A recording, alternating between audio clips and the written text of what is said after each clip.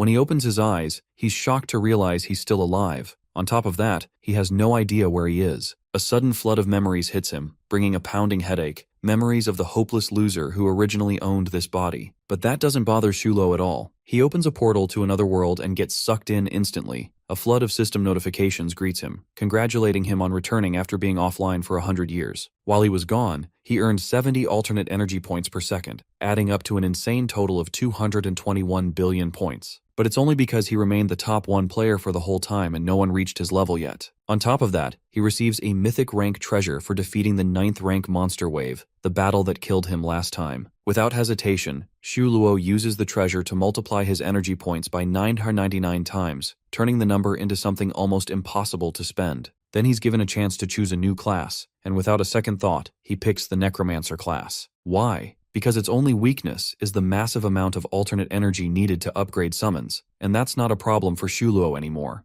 Necromancers are soul harvesters. After killing a monster, they have a 1% chance to claim its soul and make it a pet. These pets cannot be traded and possess unlimited loyalty, requiring only half the usual experience to upgrade. Additionally, necromancers have the unique ability to evolve their pets, a hallmark of the mythical class. Our protagonist remembers his previous life, in which he cleared 70 worlds within 10 years. Now, he resolves to clear every level perfectly in this new life, aiming to become the world's strongest. Shulo enters the first alternate world, Nightmare Source. The system explains the safe area, called Doomsday Town, and reminds him that fighting is forbidden within its boundaries. It then asks if he wants to keep his old ID or choose a new one. Our hero opts for 0. As class shifters enter Doomsday Town, many remark that it feels uncannily real, and the crowd buzzes with talk of monsters. Suddenly, the system announces the first world quest, causing a flurry of panic as everyone scrambles to team up and prepare. Meanwhile, our hero calmly reviews his own stats. The initial mission requires them to break Doomsday cycles by defeating 1,000 monsters and collecting 10 silver coins. Completing these tasks will activate the first world boss. Once defeated, they may advance to the second world. After assessing the rules, our boy notes that little has changed. He then decides to buy equipment first, and promptly makes his way to the store where Charles, the boss, welcomes him. Surveying the selection, he finds the best item is a 1-star staff. After placing 100 copper coins, the starter gift, on the counter, our protagonist requests it. The onlookers are shocked by his choice. Some question why he would spend all his money on a staff that offers little attack power, suggesting a full set of unrefined gear would be wiser. He thanks them for their concern and leaves. A girl explains that only higher star weapons can refine attributes, increasing attack power automatically. Another man counters that such rare items can't be easily upgraded,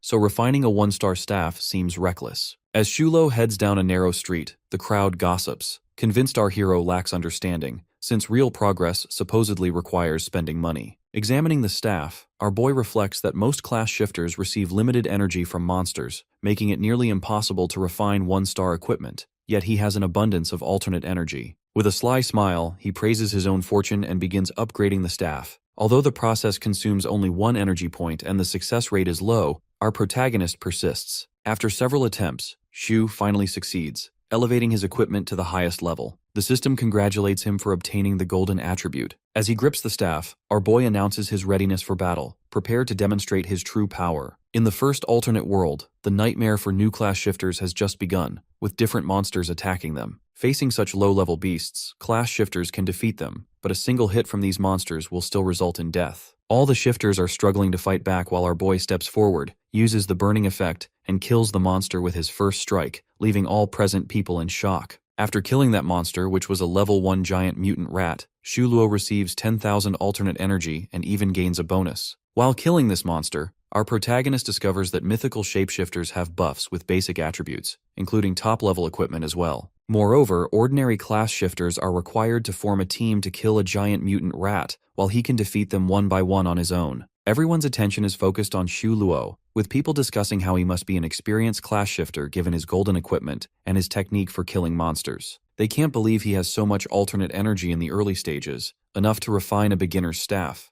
However, they soon start calling Shulo the big boss, someone very strong who leads the team during battle. On the other hand, our boy is planning to hunt higher-level beasts, because fighting such low-level enemies won't help him gain anything meaningful. In this alternate world, aside from these level 1 rats, there are level 3 to 4 poisonous spiders, level 5 to 7 armored scorpions, level 8 to 9 wild boars, and the ultimate boss, the level 10 violent boar king. For now, Shulo is heading toward the level 3 beasts in the abandoned factory. While he's making his plan, a man appears with two girls, introducing themselves as a healer, a shielder, and a damage dealer, offering to form a team with him. Without hesitation, our protagonist rejects the offer and walks away. Meanwhile, the three watch his back in shock, as the man remarks that Shuluo's aura is scarier than the beasts themselves, and the healer girl agrees. Seeing him walk toward the factory where high-level beasts are present, they can't help but idolize him even more, since he is going to face such dangerous enemies alone. As our hero fights the monsters one by one, each victory makes him even stronger, raising his levels bit by bit. Moving forward, Shuluo has killed plenty of rat and spider monsters, resulting in leveling up 3 consecutive times. Checking his progress on the screen, our boy notices he has gained 18 attribute points to use freely. Moreover, since the Beast Tamer class has the same growth path as a mage, he needs to increase spell casting speed,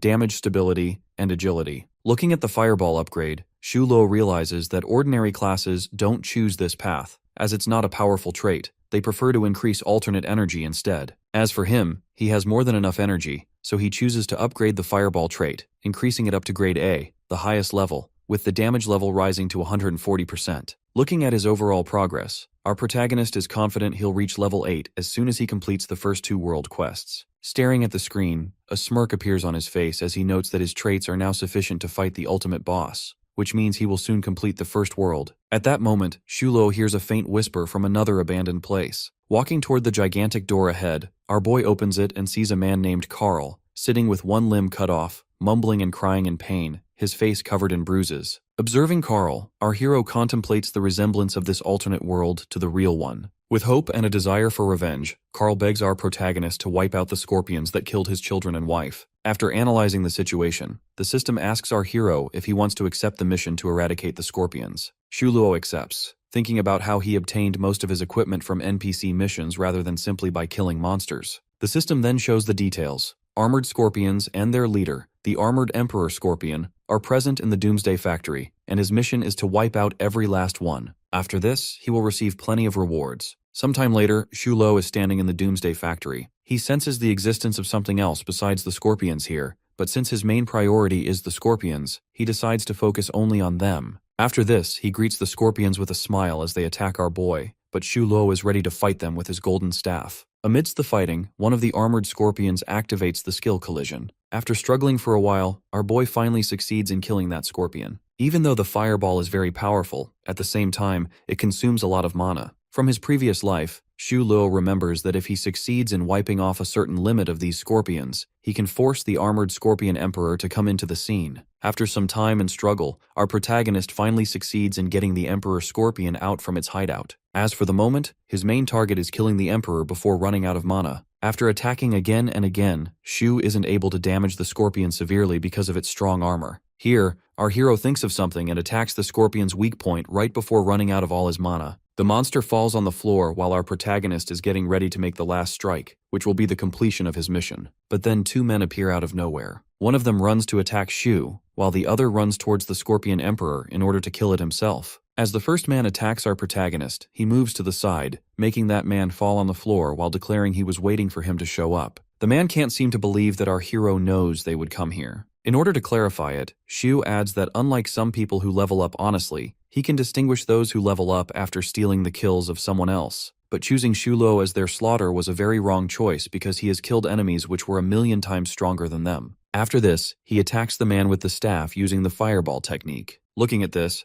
the other man realizes our boy can't be a newbie since he was able to activate his skills even after losing all the mana. Our hero claims not to have run out of mana. Rather, it was his plan to make them show themselves. After killing the Scorpion Emperor, the system questions whether he wants to absorb the Armored Scorpion Emperor as his pet. Accepting it, our hero absorbs the scorpion while the man is looking at him in complete fear. At the moment, the scorpion's loyalty level is at 100, which will decrease by 10 after every death, and once it reaches 0, there is no going back. As for the scorpion, since it specializes in defense, it will protect Shuluo from damage and bear the attacks for his master. Moreover, it can devour any 10 normal grade pets in order to level up to become the elite grade, and the experience required to upgrade the pet scorpion also reduces by 50%. Shuluo is thinking about the reason behind beast tamers running away to grow pets, because it demands the tamer's own experience in order to level up. During the early stages, it requires double the experience for leveling up, but with the increase in the number of pets, the demand increases significantly, making it impossible for ordinary people to make it happen. After this, our boy fully upgrades the Scorpion since he has plenty of experience points. The man standing there can't believe him to be a normal beast tamer with such excellent powers. While petting his armored Scorpion Emperor, our boy explains that right after getting the mission, he suspected he was being spied on by someone. Moreover, he can also guess that both of them are assassins who rely on the prey of other class shifters. Looking at the situation, 3 of them got the same mission. Thus, they made this plan of killing our protagonist right at the critical moment, after which they would be able to harvest the Scorpion King. As the man hears this, he starts to cry, knowing the fact that he had gotten into a fight with someone so strong, and the only option left now is to run away. With a smirk on his face, Xu Lo challenges him to show his abilities. Right after that, our hero orders his pet Scorpion to attack the man. Kneeling in front of our protagonist, the man pleads for his life. Seeing the man begging like this, Xu Lo states this was coming for them, because those who hurt others should stay prepared to be hurt by someone else too. After the completion of the mission, our boy goes back to Carl, who expresses his gratitude and promises to be his good brother from today onwards. Afterwards, the system congratulates our hero for leveling up and receiving the rewards, in which some equipment is included too. These equipment include a magic necklace which provides magical powers and armored leggings which provide protection. Xu Lo gets very excited after receiving the equipment since it is very effective to add the mana, while at the moment, he is urgently in need of mana. Therefore, our protagonist fully upgrades both equipment. Holding the equipment in his hands, our boy is confident to reach level 5 along with his pet Scorpion rather quickly. After some time, a notification for the class shifters appears. It orders all the class shifters to go find and clear the level 5 secret realm which has appeared near the Doomsday Town. Moreover, this realm will last for only 1 hour, thus they have to wipe it off before that in order to receive plenty of rewards. All the class shifters are rather terrified about it, but our hero is excited since he is sure that he will be the one getting the reward because of his abilities. One of the class shifters offers forming a team with him so they can attain the rewards after passing the secret realm. But other players, unlike him, think that even though they can earn a fortune after entering the secret realm, they don't want to put their lives on the verge. Looking at the situation, Xu Luo realizes only a few are ready to enter the realm. Amidst his thinking, someone pushes our hero to the side, making way for someone who that man is calling their president. Behind him, his president, who is wearing golden armor and holding a golden sword, appears with a girl holding him by his arm. Gossiping about him, someone questions about the man. Another person in the crowd answers that he is Liu Yao, son of Liu Yue, who owns 3 of the largest drugstores in Linhai City with a net worth in billions. After this, Liu's assistant begins boasting about his richness, claiming he has a full set of 1-star equipment while his subordinate's equipment costs tens of thousands. Between their conversation, the girl standing beside Liu notices our protagonist and gets very shocked. She is Lin Yuer, ex-girlfriend of Zhang Yue, whose body our boy is using at the moment. Lin mocks him for being poor and advises that, being an ordinary tamer, he shouldn't enter the secret realm. In a fit of anger, Xu Lo suggests she not interfere with him. Lin becomes very shocked seeing him behave like this, since the real Zhang Yue would have started begging right after seeing her. In order to make him jealous, she goes to Liu Yao and hugs him, claiming only someone strong like Liu can pass the secret realm. To her answer, the man holds Lin and suggests to our hero to move on, since there is no need to keep clinging to the past. Moreover, he says he will be the one to pass the realm, so they should stop daydreaming about it. Looking the other way, our protagonist calls Lin a worn-out shoe he doesn't want to keep anymore, so whoever wants her can take her, and he also challenges them that he will be the one winning this mission. Since Lin can't accept her insult, she yells that Yao is going to teach him a lesson very soon. With a creepy smile, Xu Lo suggests they should cherish their life first, rather than coming after him. Lin Yuer gets even more furious after hearing this. Looking at our boy, Liu Yao finds something odd.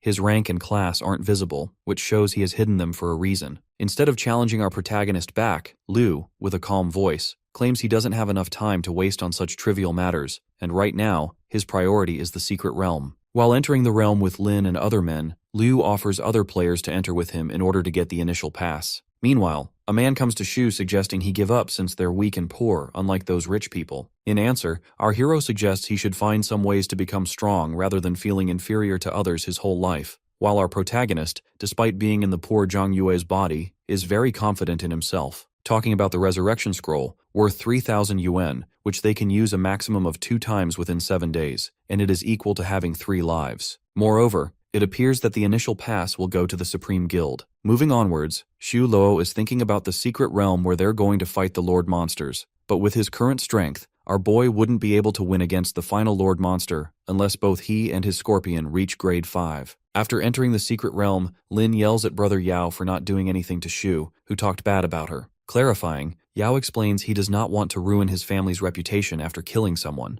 Furthermore, while putting his hand on her back, he assures her that he will definitely make that player kneel and apologize in front of her. Upon hearing this, Lin expresses her gratitude to him, claiming he is the only one who treats her better than anyone else. On the other hand, our hero is fighting along with his pet scorpion in order to increase their level. Unlike an ordinary beast tamer's pet, which requires the same amount of experience as their owner, Necromancer's pets require only half, which means he only needs to kill some small mobs to upgrade his armored scorpion. Some other players are looking at Shu fighting the scorpions from a distance. They can't believe him killing them alone, and soon realize that it seems like they've underestimated him. After this, some girls come up to our boy offering to be teammates and even asking him to be their boyfriend, but Shu Luo rejects all of them and walks away. Now our hero looks at the instructions about the secret realm, which shows it is going to close within 10 minutes. Thus, he thinks of a plan, upgrading the defense system of the scorpion, so it will work as a human shield while he focuses on dealing the damage. After this, he also considers using the mana restoration equipment and fireball at the same time, which will be very effective for killing monsters. After this, Shu Luo enters the secret realm, claiming 10 minutes to be more than enough for him. Meanwhile, on the other side, Lu and his men are hardly keeping up with the Lord monsters. Plenty of players have died already, while including Brother Yao, some are injured too. After analyzing the situation, a man suggests that they should leave the realm using the resurrection scrolls unless they are going to die at the hands of monsters. Amidst their conversation, they feel like someone is walking in their direction, who is none other than our protagonist. In anger and jealousy, Lin declares, despite being a low-level player, he still has the courage to come to the secret realm, which shows he isn't afraid of death. Instead of answering, our boy looks at her with a subtle smile, making Lin even angrier, and in a fit of rage, she dashes toward him while Lin and the other man present are trying to stop her, claiming he won't be able to survive the realm since he is too poor to buy the resurrection scroll. At the moment, their priority should be running away before dying. After this, Brother Yao disappears using the scroll, leaving our protagonist behind, praying for his death in this very secret realm. Shu Luo, standing on the cliff, waits for the Lord Monster, which appears after a few moments. Lord Scorpion, who is much stronger than the other scorpions, arrives. Within a few seconds, the fight begins between Lord Scorpion and Shu's pet scorpion, but the Lord Monster isn't able to defeat them because of the combination of equipment and skills of the armored monster. During their fighting, our hero makes multiple strikes on the Lord Monster right above its head, without giving it time to dodge back or counterattack. Thus, as a result, the Lord Scorpion dies instantly and falls on the floor. Right after killing the scorpion, a notification pops up, congratulating the class shifter Zero for clearing the secret realm and winning the Black Iron level, a secret scroll. Everyone is trying to know about Zero, and they can't believe that he actually killed off a level 6 to 7 monster, knowing the fact that everyone present here is at level 1-3. Even Yao and Lin are in utter disbelief, since Brother Yao thinks the winning person is Zhang Yue, Lin's ex-boyfriend,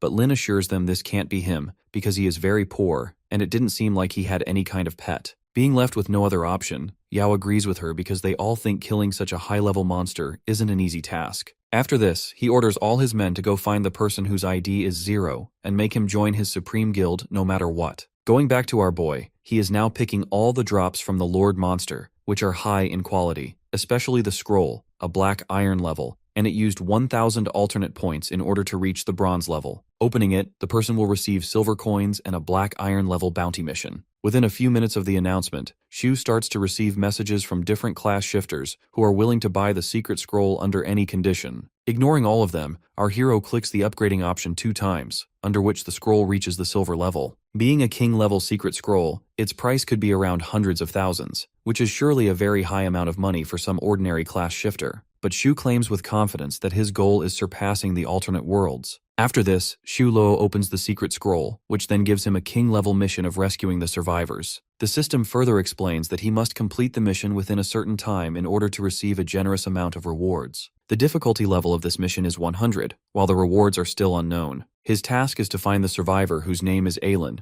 bring her back to the safe zone, which is Doomsday Town, and if he fails in completing the task, it will disappear completely. Looking at the level 10 Berserk's forest map, our protagonist is thinking about the plan since he will meet wild boars in groups in the woods, making it very difficult for him to pass them. Putting all this behind, he focuses on his main target, finding Aylin. Moving to the woods, a little girl who is probably Aylin is running in front of a wild boar for her life, calling for help when Shu appears there and kills that boar. Our hero took only 2 hours to find Aylin. Now the task is to take her safely to the town. But something happens here. Right after finding the girl, plenty of boars begin to attack Shu, which he assumes could be part of the mission. The moment Shu Luo kills one boar, plenty of wild boars appear on the scene. Analyzing the situation, our boy realizes it is rather difficult to kill them, but if he doesn't do this, Aelin will die here, which means he will fail his mission. Looking at the situation, our protagonist calls for his pet scorpion to cover him up. Now both are fighting simultaneously in order to kill the wild boars, and with this they can upgrade their levels too. But soon Shu's mana level begins to drop while plenty of boars are still coming at him. Little Aelin is worrying about Shu, but he assures her that he will get her out of here safe and sound.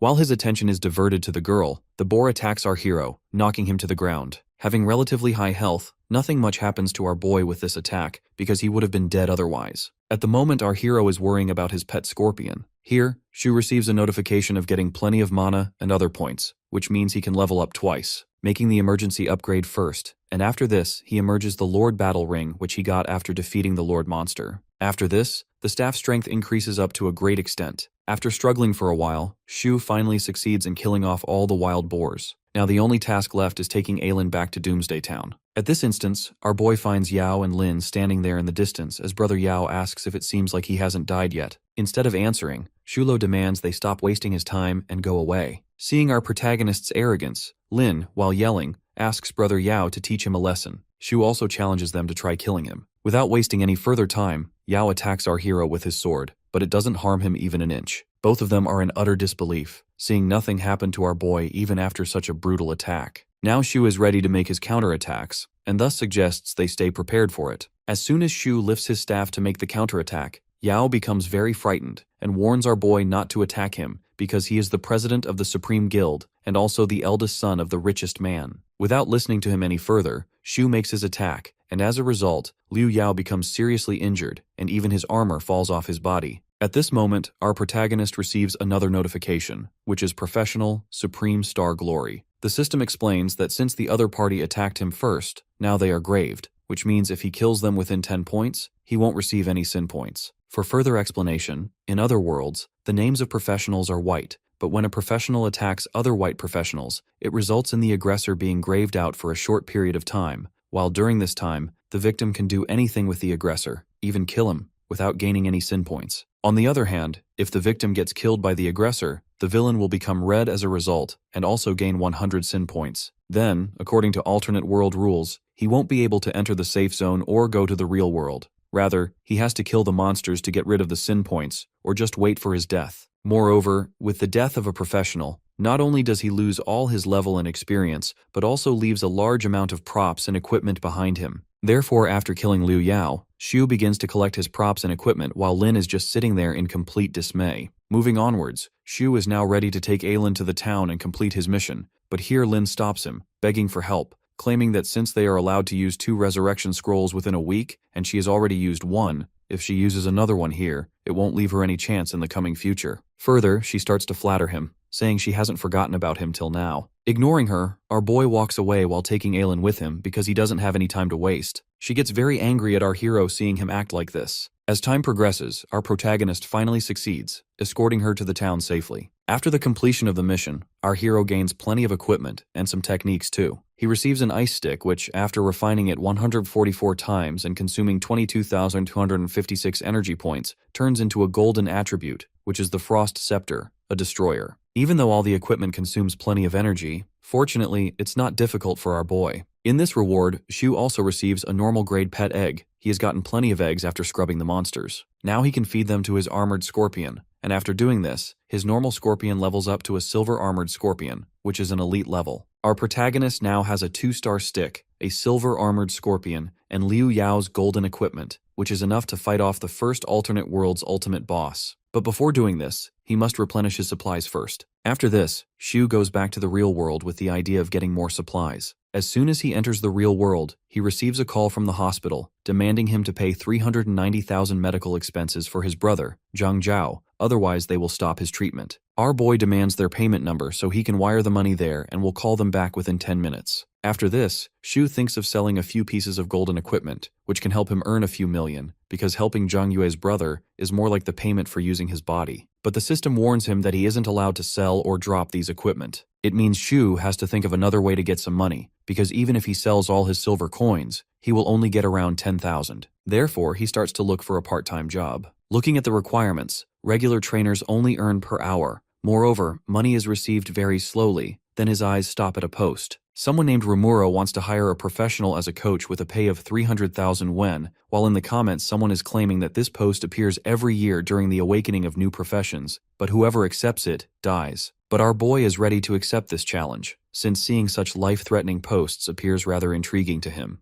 A girl on the other side explains his conditions. The first is that the student he is going to coach is a newbie, and second, he must help and guide the student to complete the first world. After listening to her conditions, Shu adds he can teach her both about the first and second world, but for this, he wants 390,000 as his pay. To his answer, the girl claims he can have 400,000, but only if he succeeds in teaching her sister. Then the girl, who is sitting on a chair while plenty of screens are lighting in front of her, demands our hero go to the spawn point of Doomsday Town within 10 minutes, where her sister is waiting for him. As some time passes, our hero is now entering Doomsday Town through the portal, while thinking that passing the first world alone is easy, but he can get 400,000 after helping someone else to pass the first world, which is rather a good deal. In this instance, Shu's sight diverts toward a girl standing there, wearing a cloak with her head covered. Thinking she could be his student, our protagonist goes up to her. Meanwhile, the crowd present there is gossiping about the girl, being recognizable even though she is covering her head. They can tell that she is the disastrous caster. It seems like all the people present there know that the girl, along with the beast tamer, Shu Luo, are going on a mission with which they can get gold. Meanwhile, our hero forms the team with the girl so he can help her through the first world. Walking alongside, our boy explains to her about the 2 prerequisite quests they have to finish in order to pass the first world, which are 1,000 monsters and 10 coins. He further explains that she won't be able to harm the monsters which are 5 levels above hers, even if he lowers them to 1 HP. It's still useless. Thus, while getting toward the prerequisite, they also have to increase their levels. Moving forward, they meet a scorpion, which our hero fights and blocks off by making huge crystals around it with the skills he got earlier. After this, looking at the girl, he suggests she should finish it off in order to increase her level. After killing the monster, the girl's level increases up to 3 levels at the same time. The girl is lost in her thoughts, while another scorpion attacks her, but Shu Luo runs towards her and saves her, killing the monster too. Shu Luo, hugging the pink-haired girl, is facing forward to watch out for the scorpions while shielding the girl. Meanwhile, a spark appears in the pink-haired girl's eyes for our hero. Still lost in our protagonist's beauty, Shu Luo asks her to move in order to increase her level. Walking through the woods, our hero questions the girl about her age, which she tells him. She is 21 years old with her finger gestures, since she hasn't spoken with him till now. After knowing her age, our boy can't believe that she is still stuck at this level even after 3 years, since all class shifters get awakened at the age of 18, thus investigating the reason behind it. Taking off her hood, the girl expresses her gratitude to Shu Luo and asks him to leave her behind. As for his payment, she will definitely give him half the payment, but also asks for a promise that he will not tell her sister about this. Hearing her voice for the first time, our protagonist turns toward her and says he will definitely help her till the end of the first world, since he has promised her sister about it. The girl, with visible fear on her face, suggests he not do this, since she has a star of calamity, which is a vessel disaster, which means being with her, he will keep on facing chaos again and again. Hearing this, instead of answering, Shu inquires about the vessel of disaster, because he is intrigued about it too. The girl is about to answer him, but a crowd of people appears at the scene, insulting the girl about being a disastrous caster who is going to ruin another life now. It is because her forum states, whoever takes up her request dies a horrific death, while those who succeed in killing her will get a huge boost of experience and alternate energy. All the players standing there are now ready to kill her, while the girl suggests running away since all of them are at a higher level than them. At this moment, out of nowhere, Liu Yao with his team appears on the scene. Seeing him, one of the players goes up to Yao in order to clarify, but pushing him aside, he walks up to our hero and grabs Shu by his collar. Staring at him with a smirk on his face, our protagonist asks whether he is here to give him more free gifts just like last time. Moreover, it seems like he won't be able to use the revive scroll within 7 days. After this, Liu orders his men to show Shu what they have gotten for him. Shulo and the girl with him are staring at Liu Yao now, which is rather confusing for him. Looking behind, he calls for one of his men, Hua Ku, who is standing at a distance with a sword in his hand, ready to attack our boy. After analyzing the situation, Liu walks up to him and begins to hit him mercilessly, clarifying that he wants them to bring something else which he asked for earlier. After some time, all his men are standing around our hero in a circle, and at this moment, all of them put a gift box right in front of Shu. After understanding the situation, Lin starts yelling at Brother Yao because of his act, while in answer, he simply asks her to shut up, leaving her shocked. Hiding behind his group members, Liu Yao asks our hero to accept the gifts which he has handpicked specially for him as a token of his sincerity, while in return for these gifts, he demands Shu to work in the guild for him. Moreover, he also announces his salary, which is 500,000 per month. Hearing this, everyone present is visibly shocked. As for Lin, she mocks our protagonist, saying he would never be able to earn such a high sum of money even if he works hard for 10 years. Therefore, he should accept this offer instead, suggesting that joining their guild is a better choice. Actually, Lin thinks doing this is like catching two birds with one stone, because if she succeeds, not only will Brother Yao become happy, but she will also get the chance to rule our boy again. Shulo hasn't rejected the offer yet. Instead, he claims to be friends with or work only with those who are stronger than him and wants them to show their strength. Afterwards, he will think about their offer. Meanwhile, Lin can't understand the reason for him rejecting this huge sum of money despite being very poor. As for the answer, our protagonist states, birds of a feather flock together, so he doesn't want to pay with his pride just like she did, leaving her completely furious and angry. After this conversation, our hero begins to walk again, saying they should get out of his way since they're going to fight. Lin, moving in front of him, orders other men to fight him, but to her shock, Brother Yao orders them to let him go whilst our boy walks past him. In order to increase Liu's anger, the girl adds that Shu is looking down at him so he should do something about it. Liu Yo repeats his words, "Let him go," and also questions whether she can hear clearly through her ears. Here Lin gets silent as she realizes instead Liu is getting furious at her. As time progresses, our protagonist is now walking alongside the girl, while other men and Liu Yao are looking at their backs. Turning towards him, one of his men suggests killing Shu Luo, since he has already killed their leader Yao once, and even now, he was actually very arrogant. But before he could finish his sentence, Brother Yao lands a punch on his face. After this, with an exciting smile, he adds, "Struggling a bit to get something is sometimes its real preciousness. Therefore, getting these things easily has no meaning." Lin is acting flirty in front of Brother Yao while asking the reason behind his change, because just before, he desperately wanted to kill our boy. Grabbing her face fiercely, he answers maybe it was when he succeeded in killing him last time, and also asks Lin how a poor beast tamer like him managed to get such a damage output. To him, our hero doesn't seem like an ordinary guy. Therefore, he must make him enter his guild. Talking about Lin, she is very angry at Zhang Yue, who is actually our hero Shu Luo. Further, she is going to teach him a lesson very soon. The moon has taken over the woods, and our boy and Su Jinyan are walking through it when she thanks our protagonist for saving her earlier. Without even looking at her, Shu Luo answers he wouldn't get paid if she died here. This is the reason behind him saving her, but the girl still thinks he won't be able to help her complete the first world. Turning towards her, our hero wonders how a person with such low self-esteem posts in her forum. In fact, she had the chance not to show up, but she still entered the first world and came to him. In order to clarify it, the girl explains it is her sister who isn't giving up, because as for her, she gave up a long time ago. After this, she shows him a special class, the Vessel of Disaster, on her monitor screen. Whoever possesses it can only kill the monsters in a team. Moreover, she can only get rid of it after clearing the first world, which she has been trying for years. Seeing the special class, our protagonist realizes aside from core classes, special classes exist too, and once these special class shifters succeed in overcoming their limitations, their level will increase instantly to a high class, or maybe reach the mythological class. But it is unfortunate that it's not an easy task for ordinary individuals, and in regards to failing, they will keep suffering from this cycle. The girl, now sitting beside the tree, states since she awakened 3 years ago, she has made hundreds of attempts to pass the first world. Let alone that, she never succeeded, and she never ever got to team up with someone at a 10 level difference because of the system settings. It is because without level 10 players, they will never be able to defeat the first world's boss. While crying, she stands up and suggests our hero go away because she will never be able to pass it. Instead of acting upon her words, our hero with confidence claims he will definitely help her pass the first world. Hearing this, Su Jinyan gets very excited, runs to Shu Luo and holds him by his arm. She states it has been 3 years since she is waiting for this curse to break, so no one can look down at her. Shu Luo, while putting his hand on hers as assurance, adds they should continue their journey if she wants to pass the first world. Now both are ready to complete the prerequisite quests in order to get to the world boss. The first quest is killing 1,000 monsters, and the second is collecting 10 silver coins. As time progresses, our hero has already killed plenty of monsters and also collects silver coins alongside. The girl can't believe our hero is this strong, capable of fighting dozens of boars and other monsters alone. After completing both prerequisites, Shu is ready to face the boss and questions the girl whether she is ready or not. Even though Su Jinyan agrees, she's still a bit hesitant, so our hero inquires about the reason behind it. Looking down, she answers that unlike others, he is clearly very strong and could have turned down her request.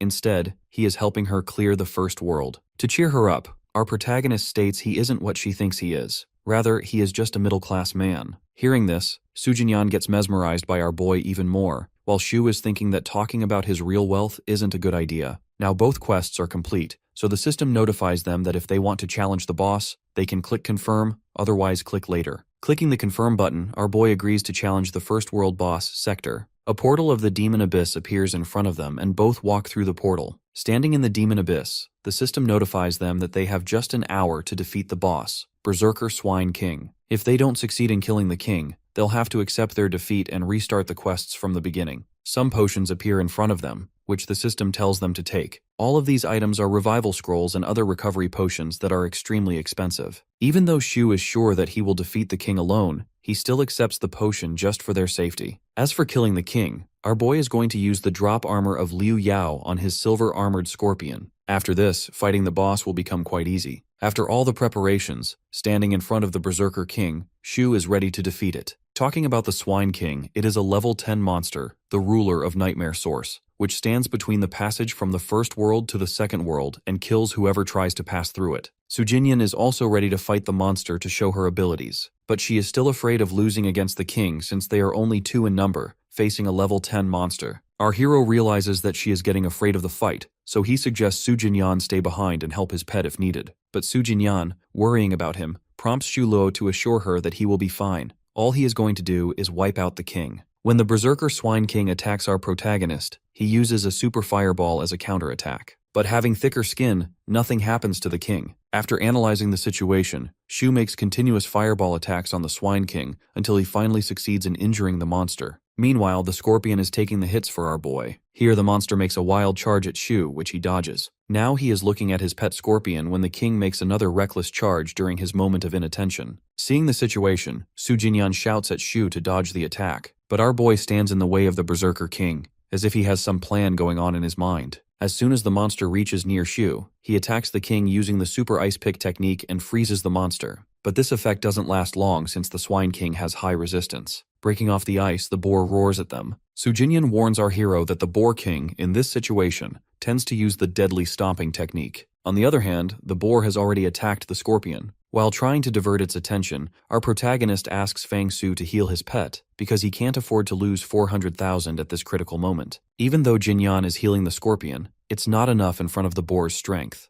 Moreover, the scorpion needs some time to heal, otherwise it won't be able to last long. Looking at the situation, they don't have enough time to wait, thus Shu suggests going with the flow. Walking towards the Swine King, Shu attacks it using the 2-star golden equipment, knowing that even a rank 10 monster won't be able to survive the attack of such high potential equipment. He is using both fireball and ice techniques at the same time, which Sujinyan can't believe anyone can actually master simultaneously. After struggling a bit, they finally win against the monster, which is now lying dead on the floor. Moving forward, the system congratulates them on killing the Wild Boar King and gives out some gifts, which Shu is sorting according to his needs. Meanwhile, the system also congratulates Fang Su Jinyan on breaking the disastrous caster's class limitations, which is the Vessel of Calamity, meaning she has reached the core class, Taboo Sorcerer Epic. Seeing this, Su Jinyan sheds happy tears, not only because she is free from her curse, but also because her level has increased. 2 portals open in front of them. The red one leads to the second world, and the blue one to the real world. Our boy walks toward the blue portal so he can pay the hospital bills of Zhang Zhao, who is the body owner's brother. Sujinyan asks our hero where he is going. In answer, he states that he is going to get his pay from her sister. After some time, our protagonist is in the fan building, which is present in the center of Linhai City, talking with Sujinyan's sister, who is very excited to meet the mysterious class shifter Zero, since he is very famous among other class shifters. After receiving the payment from Sujinyan's sister, our hero sends it to the hospital's account and asks if they want anything else from him now. Shu Luo, as Zhang Yue, expresses his concern about his little brother and wants them to cure him. After hearing him, the hospital staff on the other side claims that his brother's condition has worsened, which means he will have to stay under observation for a few more months, requiring another payment of around 40 to 50,000. Hearing this, Shu regrets not accepting Liu Yao's offer. Right after this call, Shu Luo receives another call. The person on the other side offers our hero to join the Misty Rain Pavilion Guild. The girl on the phone is Su Yan, the Vice Guild Master. She explains they'll pay him 30,000 monthly, and further, they'll cover his insurance too. Since our hero is in need of money, he agrees to join the guild but under one condition. He will participate in any events but does not want any interference with his personal freedom. After this, Su Yan explains the condition to the senior members, who are rather frustrated at Shu Luo since after joining the guild, the person's first priority should be acting according to it, so if someone wants their freedom, then they don't have any reason to join the guild. All the members sitting there are against our hero now,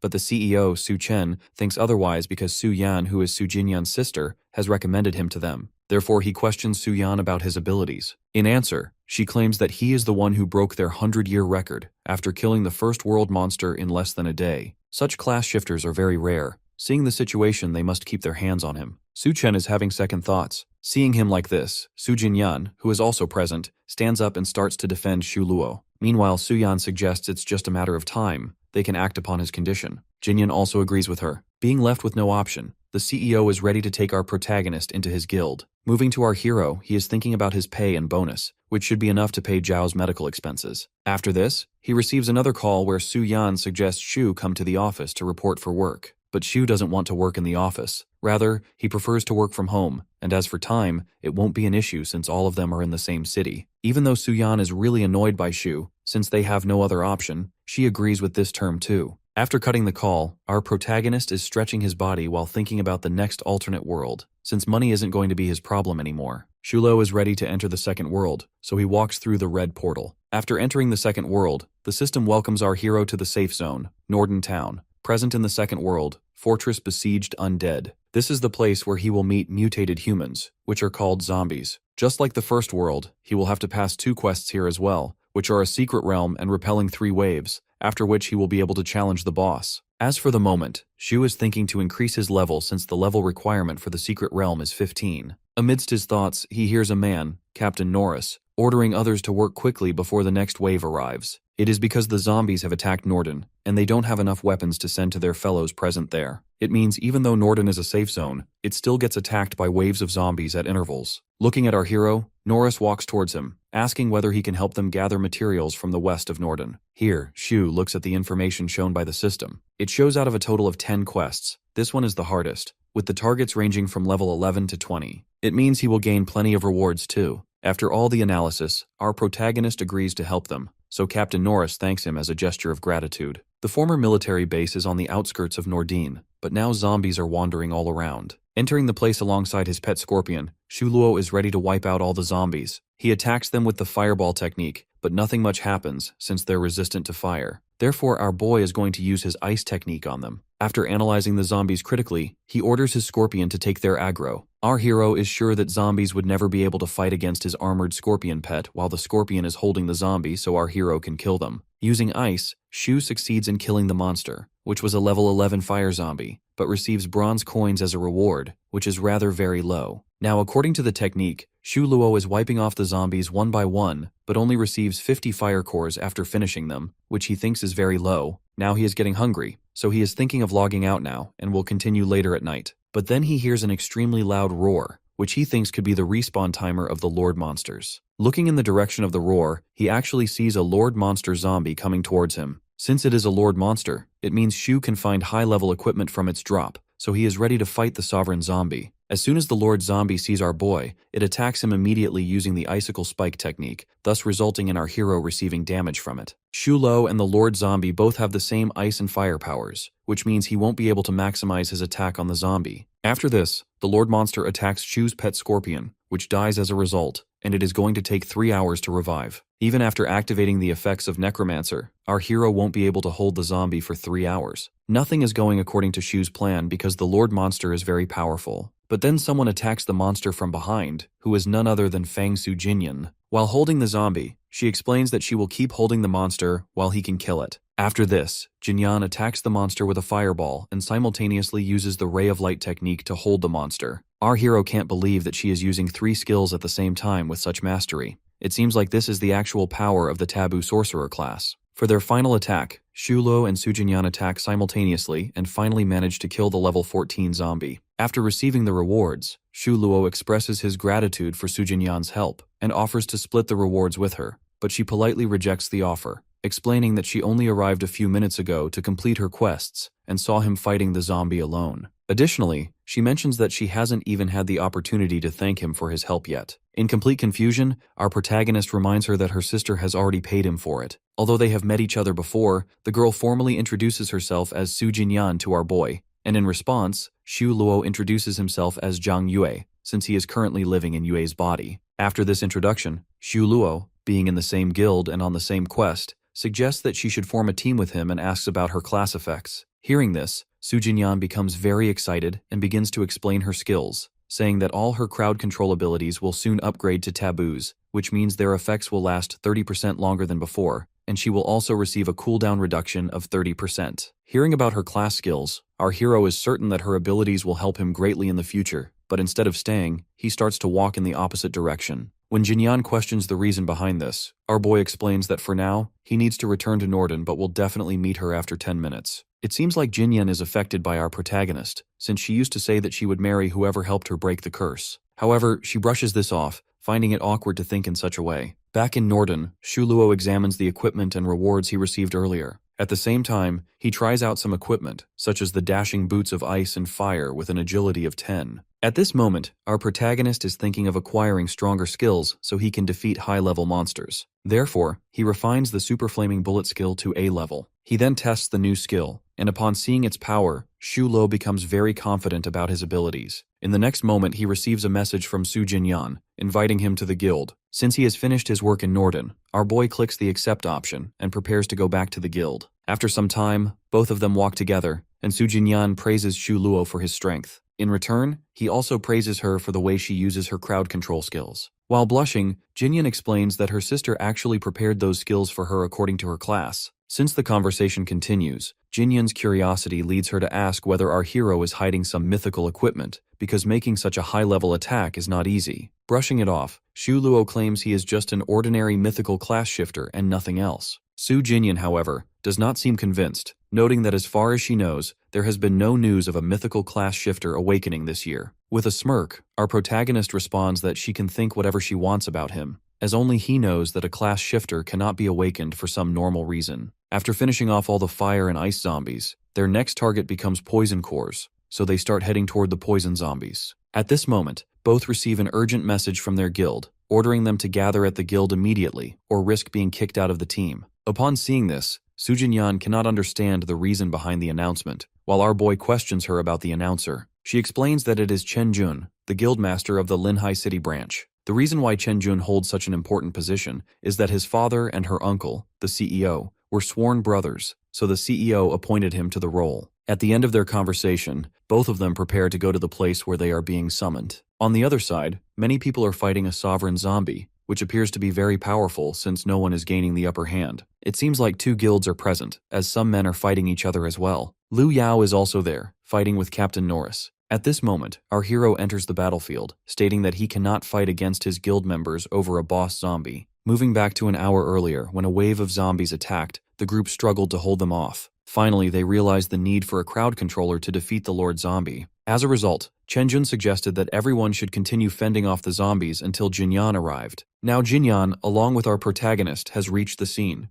The other players present begin to gossip about her, pointing out her connection to the Su family and referring to her as the Ice Queen. They also gossip about Shu Luo, remarking that even though he helped her break the curse, he seems weak and lacks high-level abilities. Hearing this gossip, Su Jinyan clarifies that she is not some ice queen and tells him not to listen to any rumors about her. Meanwhile, Jinyan finds herself getting very shy and can't seem to figure out the reason. Observing her, Chen becomes very excited, but when he notices the boy standing beside her, shock spreads across his face. He then asks about our hero and questions why she is spending time with him alone. In response, Jinyan tells him he shouldn't be concerned about her, but Chen brushes it off, claiming that worrying about her is only natural for him, so he wants to watch out in case anyone has ill intentions toward her. After assuring Chen about her safety, she inquires about the emergency. Chen Jun reports that a wave of zombies has attacked and they must kill the boss zombie, which is proving to be quite a difficult task. Analyzing the situation, Su Jinyan suggests they defeat the zombie as soon as possible, since this would result in a big boost for their guild. Stepping forward, our boy gets ready to fight the monster as a guild member, leaving Jinyan in complete shock. However, Chen Jun disagrees with him stepping up against the zombie. The reason is that Chen looks down on our Shu Luo, considering him only a beast tamer who somehow joined the guild, but who, in his opinion, won't be able to fight the zombie. Upon hearing this, all the class shifters present start to gossip about Shu Luo, claiming he only joined the guild for money. They also agree with Chen's view. While Jinyan tries to defend our protagonist, Shu calmly states that as the guild master, Chen has the authority to make the final decision. Left with no other option, Su Jinyan clings to our boy's arm and declares that if this is their decision, then she will stay with him. Chen Jun grows anxious and starts to explain that he is only worried because Shu seems weak,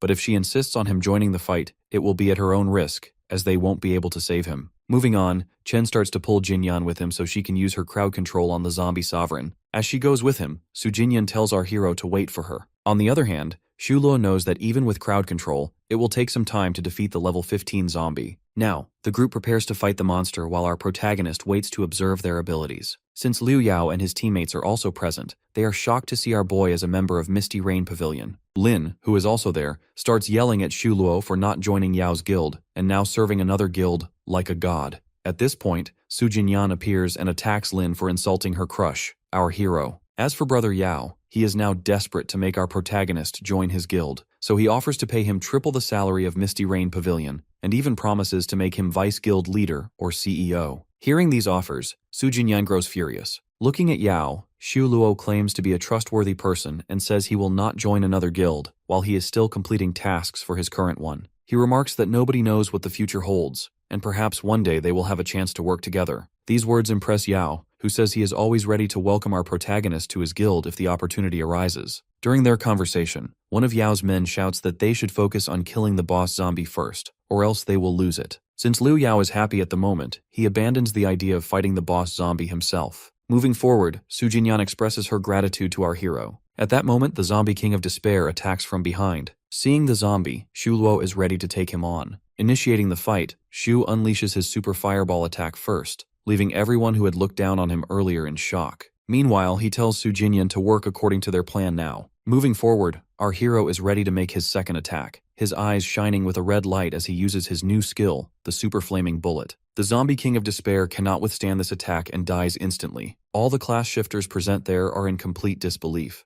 Moreover, they also remember seeing Liu Yao giving Xu respect earlier, which makes them even more curious about his identity. Meanwhile, Jinyan is once again thanking our protagonist for making the Supreme Guild go away, as otherwise, they would have snatched the boss zombie from them. In response, Xu claims this to be merely a part of his job as a guild member. Everyone is now inspired by our boy and call him their role model from now on. Now they're walking back to Norden, while Su Jinyan is holding onto Xu by his arm and talking sweetly with him. As they enter the town, Chen, who is present, sees them together and becomes very jealous. Furthermore, he also inquires about the zombie. One of the men reports that Su Jinyan, along with Xu, succeeded in killing that king zombie. But Chen Jun does not believe it, and the man further explains that Xu is actually very strong and will prove to be a great asset for their guild in the future. Being jealous of our hero, Chen starts yelling at him, pointing his finger at Xu for not listening to his orders, which he claims gives him the right to kick him out of the guild. Xu calmly takes Chen's finger off him and states that not only did Chen order him to stay there, but he also ordered his team to kill the boss zombie, which they clearly completed. Seeing him talk like this, Chen is clearly furious at our protagonist, but moving forward, Su Jinyan explains that they won against the boss zombie only because of Zhang Yue, Xu's current identity, since he is occupying Zhang Yue's body, and everyone knows him by that name. Therefore, the guild should really appreciate him for his work. After this, Jinyan begins to drag our boy with her since they still have some quests to complete. Meanwhile, Chen Jun is standing there, filled with complete hatred and jealousy against Xu, and orders his men to keep an eye on our hero in order to discover his weaknesses. As the scene progresses, Xu and Su Jinyan have entered the poison zombies zone, which is very smelly. Our protagonist advises Jinyan to stay alert because the poison zombies are much stronger than the ice and fire zombies. She wonders about the reason, and Xu explains that even though they don't have any kind of elemental properties, their dangerous skills are enough to kill someone. After this, she gives him a reward that she received after completing the guild request. After some time, they are fighting the poison zombies, which they are killing off rather easily because of the good coordination between them. Moving forward, Xu realizes that someone is stalking them. It is actually one of the men sent by Chen Jun, who is reporting that our hero is collecting zombie cores along with the young lady, Su Jinyan Jin. Moreover, it seems like both are quite good friends, seeing their conversation, which is full of jokes. Hearing this, Chen becomes even angrier, knowing that Jinyan never talked with him like this. One of his men suggests he find a way to get Xu out of the guild, because this is the only way to separate them. In the meantime, the system orders all the shapeshifters to stay prepared, since a level 13 horde is coming their way. Meanwhile, Chen, with a creepy smile on his face, is ready to do something in order to kick Xu out of the guild. The second world's rule is that, at the arrival of hordes, all protections will get disabled for the class shifters, so his plan is to take our protagonist down when the right moment comes. Moving forward, Xu and Jinyan have killed plenty of zombies and need a few more kills to complete the mission. Since the horde is going to show up in 30 minutes, they know they must hurry. At that moment, a poison zombie attacks Xu on the shoulder from behind, injuring him. Just as Su Jinyan uses her control skill, our hero drives his sword right through the zombie's mouth, resulting in its instant death. Though hurt, Shu suggests they avoid walking near the riverside and thinks it's best they head back now. After completing the quest, Su Jinyan's level increases to 16, while Shu's level rises to 17. Looking at him, Jinyan remarks that he would have reached level 20 if he hadn't been leveling up his pet as well. With concern, our protagonist suggests he should refine his equipment before the horde arrives. Now he looks over the equipment earned from killing the poison zombies. He plans to use explosion-resistant leggings for himself and explosion-resistant armor for his scorpion, ensuring that neither he nor his pet can be easily harmed. Su Jinyan is excited for the upcoming horde fight when she receives a message from Su Chenyan, requesting her presence at the office, where her sister is also waiting. This makes Jinyan anxious, knowing she must go, which means Shu will have to face the horde alone. Seeing her worry, Shu advises that she should leave before the event starts, because after that she won't be able to exit the alternate world. Jinyan is still worried since the zombies in the horde are level 13 and will be numerous, but our boy reassures her about his safety. After a moment, she departs for the real world. The scene progresses as the zombie horde is about to begin. No one is allowed to leave the alternate world until the mission is completed. Suddenly, a light strikes the ground and an endless wave of zombies descends. Seeing this, all the shapeshifters begin to panic, while Shu realizes there is no chance of killing all of them since they seem unlimited and will attack relentlessly. The only option is to somehow drive them out of the safe zone. Meanwhile, he receives messages from other class shifters asking for his help. When he arrives, he finds some men lying on the ground, while Chen is also hiding, indicating this is all part of his plan. One of Chen's men, after analyzing our protagonist, thinks his defense isn't that strong. According to the plan, 12 of their archers are hiding in the back alley, which they believe will be enough to handle Shu. Chen has a brutal plan to kill our hero repeatedly. After Shu's first death, Chen will have his man waiting at the respawn spot to kill him again. He is doing all this because Shu made the mistake of getting close to Su Jinyan, whom Chen considers his. Moving on, our protagonist is standing in the center of the alley when the archers attack him all at once, but his pet scorpion appears just in time and shields him from the arrows. Now the system notifies Shu that he can kill his attackers within 10 minutes, because according to the rules, if a player is attacked by others intentionally, the victim has the right to eliminate them within 10 minutes without incurring any death penalty. Now our boy challenges them to wait for his counterattack. Moving on, within a few minutes, Shu has successfully killed all 12 archers with the help of his pet scorpion. Chenjun can't believe how strong he is and starts blaming the man who suggested killing Shu this way. But just like him, the man also knows nothing about our hero's true strength. Amidst their argument, our hero attacks them, pointing out that it was their idea to kill him in the first place. Calling out to them, our protagonist says that thinking they could kill him so easily was a huge mistake. Chen has no idea that Shu was aware of their plan. With a smirk, our boy explains that ever since he killed the Zombie King boss, Chen Jun sent someone to spy on him, which tipped him off, but he decided to play along. Chen starts to realize that their plan has backfired because Shu feigned ignorance and made them believe he was weak, causing them to lower their guard. Responding to this, our hero says he had no intention of fighting them, but he just wanted to see their reaction. Just like any stubborn and ignorant aristocrat, even on the verge of death, Chen Jun points his arrow at Shu, intent on attacking. Before he can even release the arrow, Shu breaks it with the frost black. Moving forward, one of Chen Jun's men, an elite church assassin, lunges at our protagonist. Without giving him any chance to attack, Shu instantly kills him with a fireball technique. Seeing the situation and realizing Shu's true strength, Chen's question is not out of curiosity but utter disbelief as he asks who the hell our boy actually is. In that instant, Shu kills Chen Jun as well, declaring that he is someone they should never have tried to mess with. On the other side, the group is now respawning after being killed by our protagonist. As the system displays that they've been killed by the person with ID 0, the group is in disbelief, unable to accept that Shu is the necromancer who defeated the first World Lord monster within a day. Chen Jun is extremely agitated as he realizes Shu is the mysterious Zero necromancer. Now Chen is desperate to teach our hero a lesson. The scene shifts to the Su family building in the real world, where Jinyan's elders have arranged her marriage with Chen Jun. She protests against it, insisting she doesn't like him at all. However, Chen Jun's father, present at the meeting, believes she will eventually come to like his son,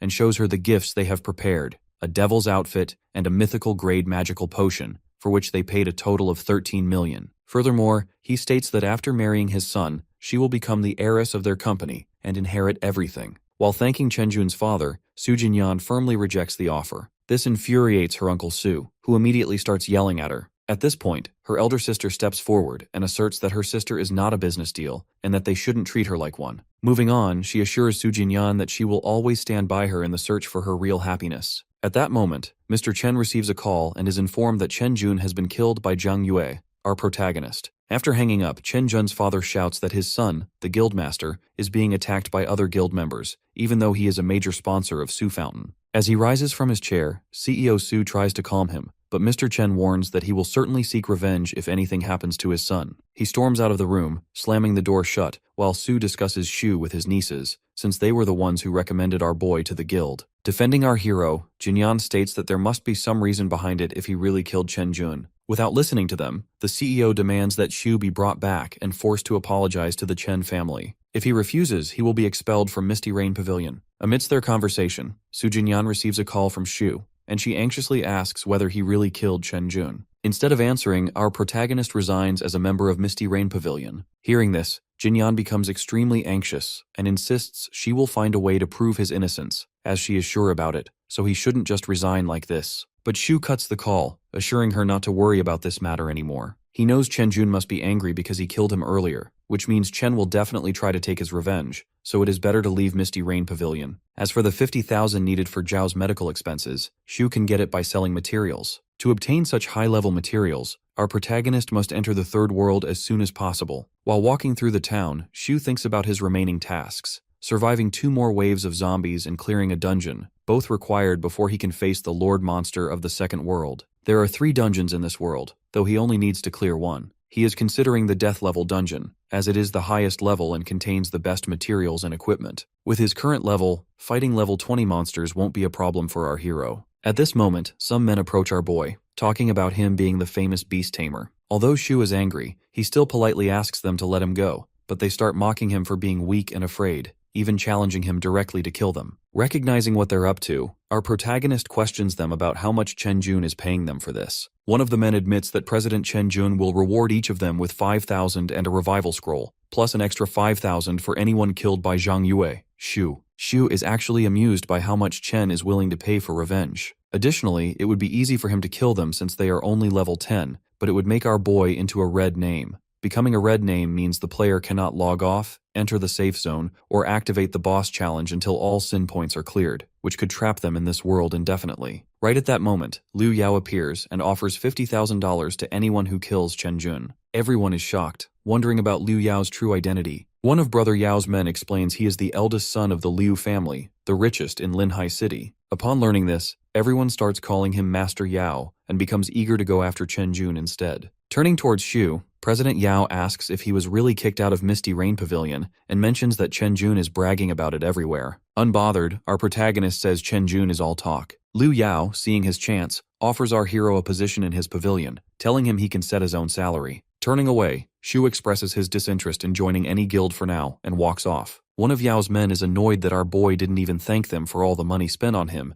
but Yao doesn't see it as a problem. Instead, he thinks it makes sense for Shu to reject any guild right now, having just been abandoned by the last one. According to Yao, the Misty Rain Pavilion members must be crazy to expel such a good player. As for our hero, he is sure Chen Jun will come for him again, even though he is no longer in Misty Rain Pavilion. The scene progresses, and Shu is finally standing before the level 15 dungeon called Dark Corpse Forest. He chose this dungeon because most players, driven by greed for better rewards, go for the highest level dungeon, while only a few pick the Dark Corpse Nest since it is the lowest level. Upon entering, he finds an old man, the NPC Mage Morn, standing there, who asks if our protagonist is ready to challenge the Dark Corpse Nest dungeon. Shu accepts immediately, so the mage hands him the entry token and wishes him good luck. Shu knows this token can be refined into a golden one, which upgrades the Corpse Nest dungeon into a hidden dungeon. However, the possibility of success is low and requires a lot of energy, so most players don't waste their time on it. Since our boy isn't like others, he is willing to try refining the token. Meanwhile, the men Chen Jun sent after Shu are not chasing him anymore, but are running for their lives. Seeing this, one of them suggests hiding somewhere, as he won't be able to use the revival scroll for the next 5 days. Chen Jun is now even more furious at our hero. At this moment, a notification appears in the sky stating that an anonymous player has opened the hidden dungeon, available for the next 2 hours, and all players are welcome to accept the challenge. Seeing this, Guildmaster Jun becomes extremely excited, recognizing it as a free revival, and orders his men to gather the other members and collect more equipment, then head to the hidden dungeon. Meanwhile, Brother Yao is also thrilled and orders all Supreme Guild members to move towards the dungeon. Meanwhile, our protagonist, killing all the zombies in his way, is progressing toward his target. To clear the dungeon without any issues, he must first defeat the dungeon's gatekeeper, a level 15 boss monster. Shulo attacks the boss monster repeatedly, causing it to become severely injured. Suddenly, a notification appears, announcing the entry of a huge number of challengers into the dungeon. From the very beginning, Shu was certain that Chen Jun and other people would show up, since this dungeon doesn't require any secret scroll. He thinks Su Jinyan and Liu Yao will probably come too, but Chen Jun is his only target, so our boy has no desire to involve anyone else in this fight. As the owner of the Golden Secret Decree, Shu has 3 chances to modify the rules of the dungeon, and now our hero is going to use one. Meanwhile, outside the dungeon, the opposition guilds are clashing with each other. Chen Jun, who is present, is being very clingy with Jinyan, which she clearly dislikes. Her main purpose for being here is to look for our protagonist. During this, new rules suddenly appear in front of everyone. The free revival scroll has been cancelled, and the new secret mission to clear the dungeon is to kill 500 zombies, a task that depends on the party's total kills. Seeing the new rules, Chen Jun gets extremely angry at whoever changed them, while one of his men suggests that it could be our hero who intentionally changed the rules, so Chen wouldn't be able to enter the dungeon. Chen Jun refuses to believe Shu Luo is the lucky person who managed to refine the golden secret, or that he would waste hundreds of thousands of alternate energy just for him. Su Jinyan, however, thinks the person could be Shu Luo, since the change feels very intentional. Still denying it, Chen Jun yells that the real reason for the rule change is fear that others might get the rewards before him. Trying to charm Su Jinyan, Guildmaster Chen declares he will still enter the dungeon and help her reach the end safely, but Jinyan replies that he should worry about himself instead. Making his way through the crowd, Chen heads toward the dungeon, when one of his guild members points out something shocking. Someone strong enough to kill the gatekeeper before them. It is Shu Luo, who is now sitting atop the dead body of the monster. Seeing him, Jinyan becomes extremely happy, while at the same time, Chen Jun is furious upon realizing the person who changed the rules is actually our protagonist. Jumping off the monster and walking toward them, Shu Luo challenges Jun to try killing him, since he's been desperate for it all this time. Chen Jun now realizes that this is all a trap set by Shu, meaning he must try to save himself from dying. Hiding behind his guild members, Chen warns Shu that he shouldn't do anything to him, since Su Chen, one of the major aristocrats, holds him in high regard. After that, Chen turns to Su Jinyan and tells her to use her power of imprisonment to control Zhang Yue so they can kill him easily. But Su Jinyan refuses, saying everything happening now is a result of Chen's own actions. Left with no choice, Chen orders the other members to attack our boy, but they hesitate, since they're afraid to fight someone who managed to kill the boss monster alone. Chen then offers a reward of $5,000 to anyone who succeeds in killing Shu Luo. Hearing the offer, everyone agrees to go after our hero. As they rush toward him, Shu Luo walks toward them and kills every member of the pavilion one by one. Seeing our protagonist distracted by the others, Chen Jun orders his remaining members to go and defeat the boss. But just then, Shu's scorpions appear between them and the dungeon. One of the members steps forward, declaring he will kill the scorpion, but as soon as he attacks with his sword, it shatters against the scorpion's armor. At this point, members of Misty Pavilion start getting attacked by arrows, while someone shouts he will pay 20,000 wen to whoever kills Misty Pavilion members. No one can figure out who is behind this surprise attack. Just like that, war breaks out between both guilds as they barge towards each other, while Shu is just standing between them without any visible reaction on his face. Liu Yao, while assuring our hero not to worry about anything now, challenges the opposition guild to fight him instead. But as for our protagonist, he is rather disappointed at the sight of Brother Yao and his guild members. Yelling at Yao, Chen Jun inquires about the reason behind their attack since Chen himself doesn't hold any grudge against the Supreme Guild. Without telling the real reason, Liu declares he wanted to see whether Chen is richer than him as he got the news earlier that the guild master of the Misty Rain Guild solves everything with his money. To a complete shock, Liu Yao even offers Chen Jun's own guild members a prize money of 1 million for killing him. Hearing such a high amount of money, all the members present there are having second thoughts while Chen Jun, who is extremely scared now, blackmails them that if they do this, the whole Chen and Su family will go against them. At this moment, the ground trembles violently as a gigantic monster appears in front of them. Analyzing the monster, Shu Luo has realized that it is a berserk demon, because there is a chance that boss-level monsters turn into a berserk if their levels keep on decreasing, and the reason behind it is the arrows which Supreme Guild threw earlier, which made the undead but still injured demon to keep on decreasing its level. Soon after its appearance, the system announces that the monster has become a level 17, 3-star boss, which is a dark undead tyrant. Looking at the berserk monster, Liu Yao is visibly anxious and frightened. As soon as the undead tyrant makes the first attack, another notification pops up, notifying all the class shifters that due to this sudden change, the exit of the secret realm has opened too, which means they're allowed to pass through it. As for Chen Jun, he is rather excited, and here he attacks the berserk monster on the side where Liu Yao is standing in order to teach him a lesson. Chen's plan really succeeds and the monster's attention diverges towards Brother Yao. As Brother Yao calls for help, our hero sends his pet scorpion to save him. Due to the monster's upgrade, Xu Luo is sure that his scorpion will probably lose a lot of health. Meanwhile, Chen Jun, while walking towards the exit, challenges them that they might have to wait at least 10,000 years to kill him. As Chen Jun walks out the exit, Xu Luo wants to go behind him, but leaving Brother Yao behind will result in his death by the hands of a monster. After thinking for a while, Xu Luo jumps in front of Liu Yao and uses his ice cone skill on it, making the Lord Demon get stuck within the ice. After this, he drags Yao out of there while the monster breaks out of the ice and attacks them, but they succeed in dodging it. Since the demon is a level 17 boss monster, it is rather difficult for our protagonist to do any damage on it, thus the only option left now is fighting the monster himself. Soon after, Xu Luo makes the fire missile attack, and as for Brother Yao, he is ordering his men to help our protagonist, but they're too afraid to fight the monster. Meanwhile, due to fast speed, the boss demon has injured our hero's shoulder. At this point, our boy has realized that his enemy is quite powerful, so he must have to do something. The boss demon is about to attack Xu Luo, while he is lying on the floor when Su Jinyan appears in the scene and uses her confining skills on it, declaring she will be Luo's support, while he will attack the monster. Now both are working together, which is quite visible as the monster is showing visible damages on it. Everyone present there is in utter disbelief, seeing them fighting the 3-star boss monster. Just at the sight of Jinyan, Liu Yao recognizes her, about her being the heir of the Su family, a confining mage. But no matter what, Brother Yao is sure that our hero is the only person capable of slaying the demon.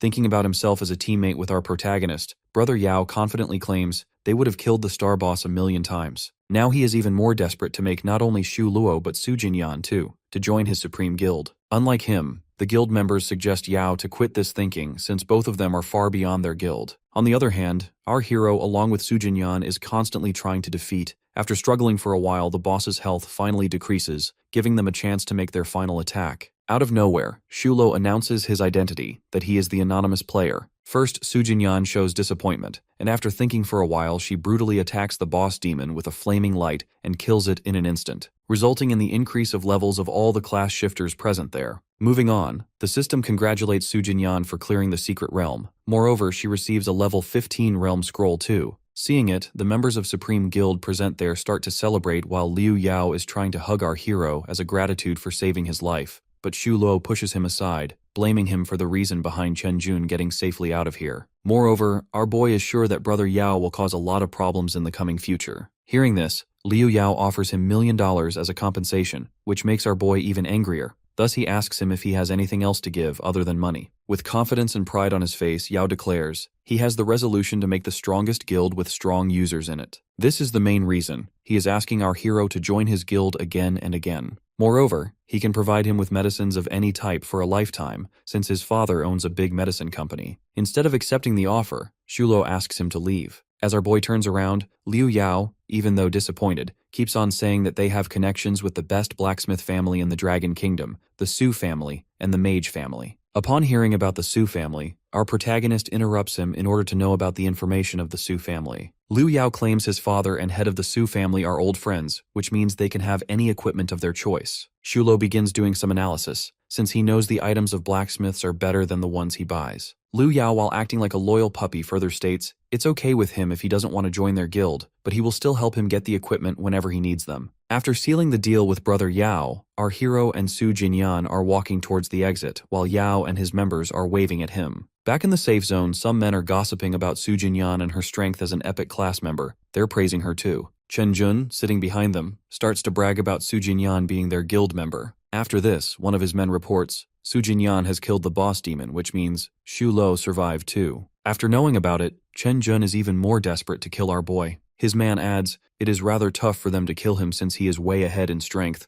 Moreover, the Supreme Guild is supporting him too. But then something sparks Chen Jun's eyes. As he stands up saying he can find someone else to finish off his enemy, he knows some level 30 old users stuck in the third world who can definitely help him. Now all they have to do is wait for Xu Luo to enter the third world. The scene changes to our hero and Su Jinyan. She is worried about whether he treats her as an enemy too since Chen Jun is behind his life. Walking in front of her, Xu Luo turns his eyes, assuring he sees Chen Jun as his only enemy, no one else. But if the Misty Pavilion helps him, he won't hesitate to fight them too. Hearing this, Su Jinyan assures him they won't do this. Moreover, she also dislikes Chen Jun. After this, Su Jinyan offers all the equipment she got earlier to our hero, since she only made the last attack. Shulo accepts it, thinking it can help him increase his health and other skills too. Soon another notification in the sky pops up, about another wave of level 15 zombies in Norden University. Seeing the news, both get very excited since it is the last mission to enter the third world. With a visible anxiety on her face, Sujin-yan suggests they should prepare for it prior to the fight. At this moment, Lin appears in the scene, running in front of Sujin-yan towards our boy, begging for his forgiveness since she has realized her mistake. Shuluo can't seem to understand the propaganda behind this act of Lin's. Acting all scared and frightened, she claims Liu Yao has abandoned her. Meanwhile, Sujin-yan, who is visibly jealous, asks Lin why she is trying to come back into our hero's life after having completely abandoned him before. Ignoring her, Lin tries to manipulate Shu, saying that even though she looked down on him earlier, he can't deny that every woman wants her man to be rich. Speaking of the present, Shulo has now reached quite a high place, which means they could start their life together again. At this moment, a subtle smile appears on our protagonist's face, something Jinyan doesn't like at all. Just then, they hear the roar of zombies, signaling that the horde is approaching. Hearing this, Lin yells that it means they must start fighting now, while Shu simply tells her to stop talking. Meanwhile, Sujinyan is already prepared to face the danger coming toward them. Glancing at Lin out of the corner of his eye, our boy suggests she leave since he doesn't want her in his life anymore. Out of curiosity and disbelief, she questions his sudden change because she's sure that the old Zhang Yue would never speak to her like that. On the other side, Sujinyan is fighting off the zombies, but due to their overwhelming numbers, it's difficult for her to handle them alone.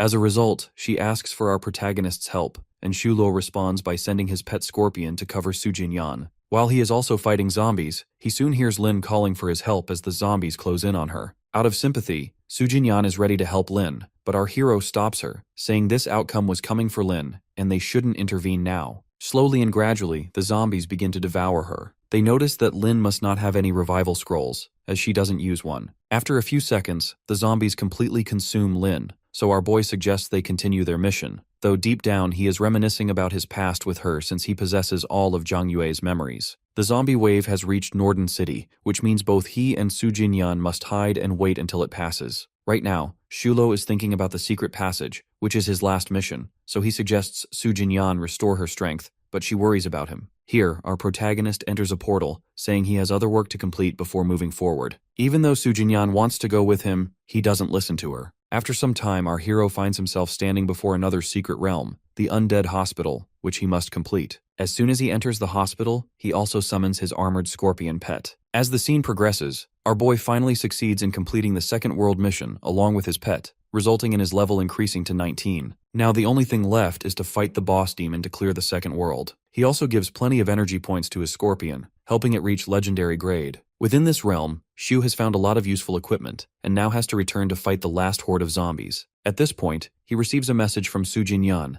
asking if he wants to fight the boss demon since the zombie wave is gone, while brother Yao also texts, explaining the boss demon is level 20, 3-star. Shu is certain Sujinyan can help him a lot, but he can't leave Liu Yao behind, since he helped him out before. Therefore, our protagonist texts both of them to meet at the undead emperor's door within 15 minutes, and both agree. Outside Norden City, all of them are meeting according to their deal, but Liu Yao has brought all of his guild members, which Sujinyan doesn't find very reliable. Laughing it off, brother Yao claims that even though their boss, he is referring to Shu Luo, can kill the boss demon alone, they must all be prepared just in case. With no other choice, our hero agrees to this plan. At this point, a notification pops up, asking if everyone is ready to challenge the final boss. As soon as our protagonist clicks the agree button, a portal opens before them. Shulo and Sujinyan walk in front, and Liu Yao orders his men to follow. Now all of them pass through the portal and arrive on the other side, ready to face the boss demon, which is a level 20, 3-star undead emperor. Seeing such a gigantic monster, especially compared to the first world boss boar,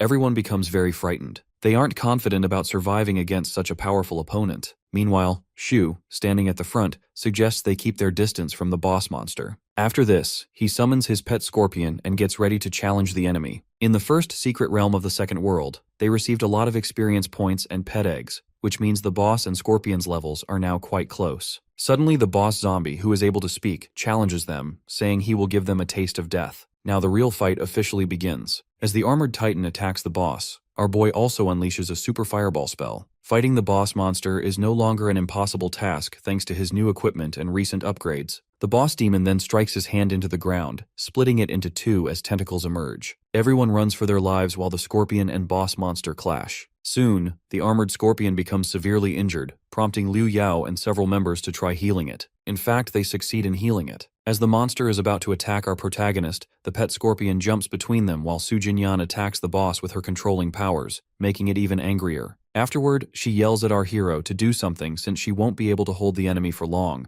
while the boss demon calls them dirty and disgusting. Lost in thought for a moment, Xu Luo finally snaps back, calling the boss a weakling. Then he attacks the monster with all his power, causing the enemy to lose half its health. Now he prepares for the final blow, and as soon as he launches his last attack, the boss dies instantly and crashes to the ground. Seeing this, both Su Jinyan and Liu Yao praise our boy, while a notification pops up announcing that the boss emperor is being punished by heaven and earth. All of a sudden, the boss emperor wakes up again, yelling at our hero and all of humanity, declaring he is going to send everyone to hell with him. Hugging Shu's leg, Brother Yao is begging him to do something, otherwise he will die here since he can't use resurrection scrolls. The entire place is collapsing into several pieces, with lava surging toward the edge. Moreover, the portal to the next world is far away, and to reach it, they must jump above the lava. After thinking for a while, Xu Luo grabs Yao by the collar and Jinyan by her waist, making her a bit awkward without explaining anything, then calls out to his pet scorpion and throws both of them toward it. After that, he orders his pet to throw them toward the portal. Yao and Jinyan are terrified, unable to understand why our protagonist is doing this. But as soon as the scorpion launches them, they pass through the exit and land on the other side of the portal, while Su Jinyan is worrying about Shu, who is still on the opposite side and the portal is closing. Turning to our boy and his scorpion, both are now preparing to exit the second world. As soon as the scorpion throws him toward the exit, he summons it as well. But the portal is barely open. As he gets close to the portal, lava splashes up in front of him, jarring his momentum, which he tries to halt with his weapon. On the other side of the portal, both Su Jinyan and Liu Yao are anxiously watching and praying for Xu Luo since the portal is almost closed. Just as the portal shuts, our hero jumps through it, and upon seeing him, Liu Yao and Su Jinyan become extremely excited and rush to him, asking if he is all right. He assures them that he is fine except for a few injuries from the explosion. Then the system congratulates User 0, Su Jinyan, and Supreme Starburst on completing the second world. With this news, Brother Yao is overjoyed and promises to give Shu 1 million yuan as thanks for his help. Now our protagonist is heading home for some rest when Jinyan calls out to him from behind. She reports that Chen Jun has left the Misty Pavilion, which means he will definitely try to find other ways to kill Xu Luo. As our boy leaves, Liu Yao immediately starts offering Su Jinyan a chance to team up so they can help each other in this world, but she turns him down. Not taking it personally, Brother Yao says they can always work together if they meet again. For Su Jinyan, she has already come to consider Yao a friend as well. Now the third world, approaching death. Brother Yao and his team members are emerging from the grave pits, which seem to be part of the Safe Zone's activity. Yao suggests they should keep leveling up to become the first guild to enter Jining Province. But suddenly someone crushes Liu Yao's hand under their foot. As he screams in pain and yells at the attacker, the person standing before him asks if Liu Yao is president of the Supreme Guild and demands he bring the boy named Zhang Yue to him. Getting up, Yao jabs a finger into the man's chest, declaring that he isn't so special that Yao would just take Xu Luo to him. One of his guild members suggests calling our hero, since these seem like old-class users. True to his loyalty, Yao refuses. The man then draws his weapon, threatening to kill Yao unless he brings Luo to them. The man stabs Brother Yao right in the chest, but nothing happens to him, leaving everyone in complete shock. Now they are wondering how Brother Yao and his members managed to pass the second world when they are not even at level 20. The real reason Yao isn't hurt by the attack is that if someone with a difference of at least 10 levels attacks them, they are protected. Meanwhile, one of his men suggests he should try to run away, but it seems like escaping will not be possible. Soon after, the thugs' men start beating them, which is possible since they are level 25 class shifters. After some time, as the fight slows down, Brother Yao is sitting on the ground while one of his men reports that the thugs are a mercenary group who prey on other groups and take their bounties as well. Since they are very scared, the thug asks Yao again to call our protagonist, threatening to kill him otherwise. Switching to the real world, Xu Luo is talking with the staff at the hospital while sitting on the bed in his room. The staff assures him that they have received the treatment fees for his brother and promise to take good care of him. After expressing his appreciation for their kindness, he ends the call. Now, our boy is reading a text from Liu Yao, who has sent him a large sum of money to help. Seeing the message, Xu Luo thinks the problem of hospital expenses is solved, so he doesn't need to worry any longer. Soon after, he receives another call, this time from a member of the Supreme Guild, who is loudly begging our hero to save their president, Liu Yao. Returning to the alternate world, Yao and one of his men are sitting on the ground with their heads bowed. The men sent by Chen Jun are standing all around, waiting for our protagonist. One of them reports to the boss that someone is approaching. It is none other than Xu Luo, who walks toward them and orders the release of Liu Yao and his men. Looking at him, the boss says he has been paid a huge amount to kill Xu, which means someone will have to die today. Upon hearing this, Brother Yao starts offering them 100 million individually. One of the thugs starts having second thoughts, but the boss yells for him to choose between life or money, explaining that Mr. Gu, who gave them the mission, will likely kill them if they fail. They continue to look down on our boy, thinking he is only a beast tamer. Moving onward, one of them dashes toward Xu Luo to attack, but our hero freezes him in ice with his skill. Seeing this, another man comes forward to attack, but our protagonist uses his fire skill and kills him. The boss cannot believe a low level is killing level 25 warriors so easily. Taking matters into his own hands, he attacks our hero from behind and manages to injure Xu Luo. Seeing this, the man becomes very excited and rushes at our boy again, preparing another attack. By now, Xu Luo realizes that, as a level 30 assassin,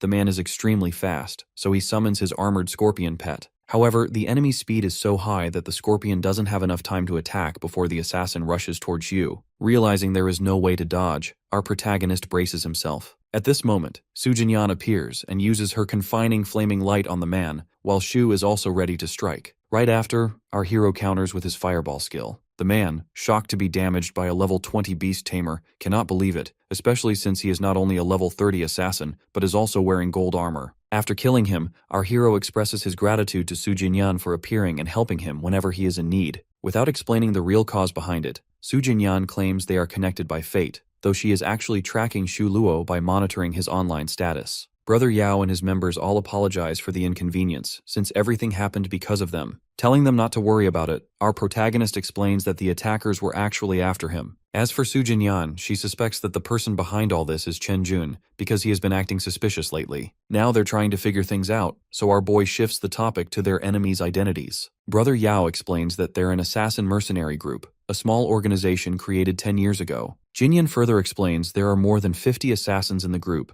but none have reached above level 30. Hearing this, Yao wonders why, after 10 years in this world, they are only level 30. To clarify, Xu Luo explains that a second job is required to surpass level 30. Without it, no one can break through that barrier. Upon hearing this, a member of the Supreme Guild shouts that it means these assassins have been living in the world for 10 years, robbing equipment from others, which is obvious by looking at their gold attributes. Unlike the others, Brother Yao struggles to believe it, since he offered them money too, and if they were really after money, they would have accepted it. Therefore, our protagonist suggests that it seems like the assassins are being forced by someone, which means they will probably attack again. Yao warns that they should do something, because next time, they may not be lucky enough to win against the level 30 players. At this point, Xu Luo asks if Yao can really help him craft equipment from the Xiao family, since they have close ties. As Liu Yao asks what type of equipment he needs, our hero explains that any equipment under level 20 is fine, but it must have the Heart of Demon effect. As he walks away from them, Yao wonders about the significance of this equipment.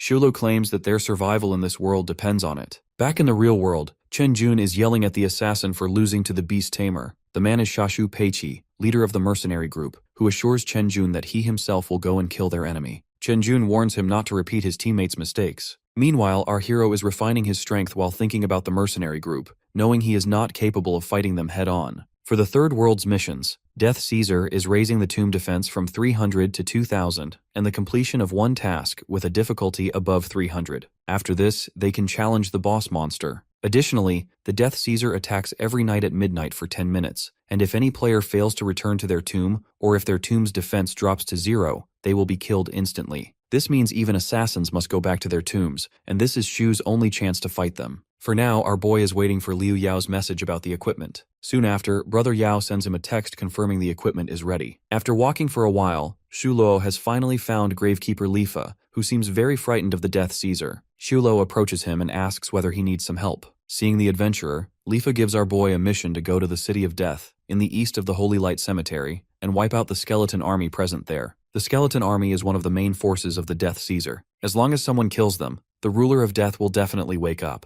This is what our hero has been wanting to happen, so he agrees to take the mission. After this, the Gravekeeper wishes him good luck. This mission involves 300 skeleton warriors, 300 skeleton archers, 300 skeleton mages, and 300 skeletons, and the time to complete this mission is 3 days. Even though it's considered a normal mission according to the Third World, in front of the undead catastrophe of the second world, it is rather difficult to complete. Moreover, during the mission, if someone leaves the Holy Light Cemetery, it means they're choosing their own death. After some time, Shu is fighting the Death Caesar, and due to this fight, our hero's cemetery has only 121 remaining defense points. Now, our protagonist is using the equipment made from darkness, Devil's Eyes, and the Heart of Demon, and because of this, he manages to resist the damage being caused by the Ruler of Death. The staff made with the material of the Heart of the Demon is a perfect piece of equipment during the fight against Death Caesar. It is because, without it, your health or strength doesn't matter. If someone is within its range, the person will die gradually. But the Heart of the Demon provides immunity against the demon. In his previous life, Shu Luo discovered this by chance, when he was in the fourth world, that such equipment can only be made by a skilled craftsman. Even though he had this equipment in his last life too, compared to this one, the last one wasn't nearly as reliable. Now he's going somewhere else. Meanwhile, in the tombstone, Brother Yao seems very afraid of the Death Caesar, while one of his men is worrying about raising their level, because otherwise, their tomb's defense will instantly drop to 0, resulting in their death. Here, Chen Jun appears in the scene, mocking Yao for not leaving the safe zone. One of Jun's members also suggests increasing their level,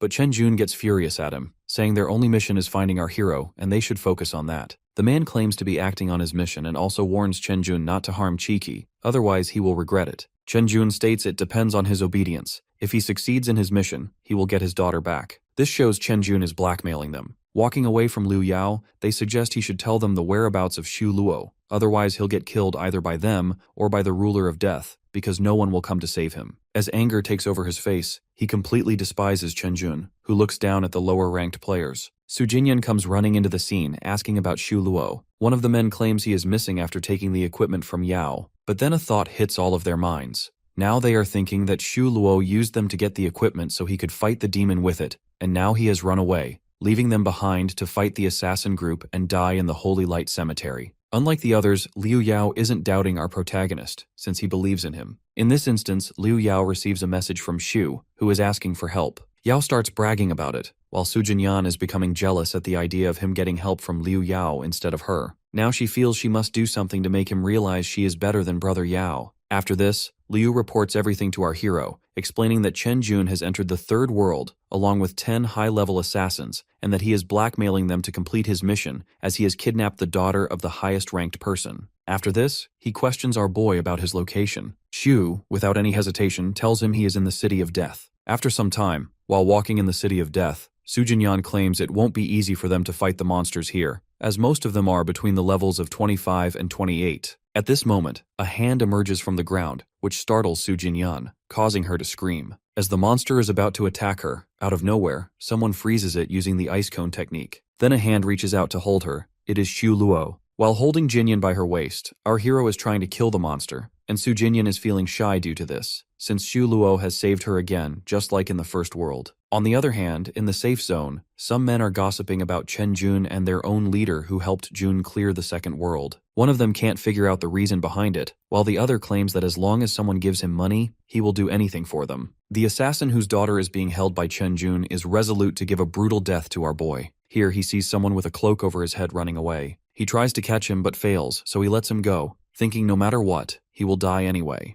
After some time, the man approaches Liu Yao and reports to him about the assassins, saying they're looking for someone named Zhang Yue and want to kill him inside the graveyard. Shaking hands with that player, Liu Yao assures him about the money, then orders him not to tell anyone about their deal. After thanking Liu Yao, the man goes away. Meanwhile, one of the Supreme Guild members claims Shu Luo is just using them and they should inform the mercenaries and get rid of them. But Brother Yao insists he isn't using anyone, but rather wants them to return to the safe zone. Again, the member says he won't be able to fight the high-level mercenaries alone, but in complete anger, Liu Yao tells the man to stay quiet. In fact, he completely believes in our hero, unlike the others. The scene shifts to the City of Death. While standing together, Su Jinyan thanks our protagonist and also asks about his leveling up. In response, he claims he has only managed to increase 1 level, which is rather slow. Shocked, Jinyan wonders how that could be slow, since she hasn't seen him for a couple of days, and he has already increased his level. Meanwhile, our hero is strategizing about how to survive against the Ruler of Death. This is because the defense of the graveyard can only withstand 3 attacks,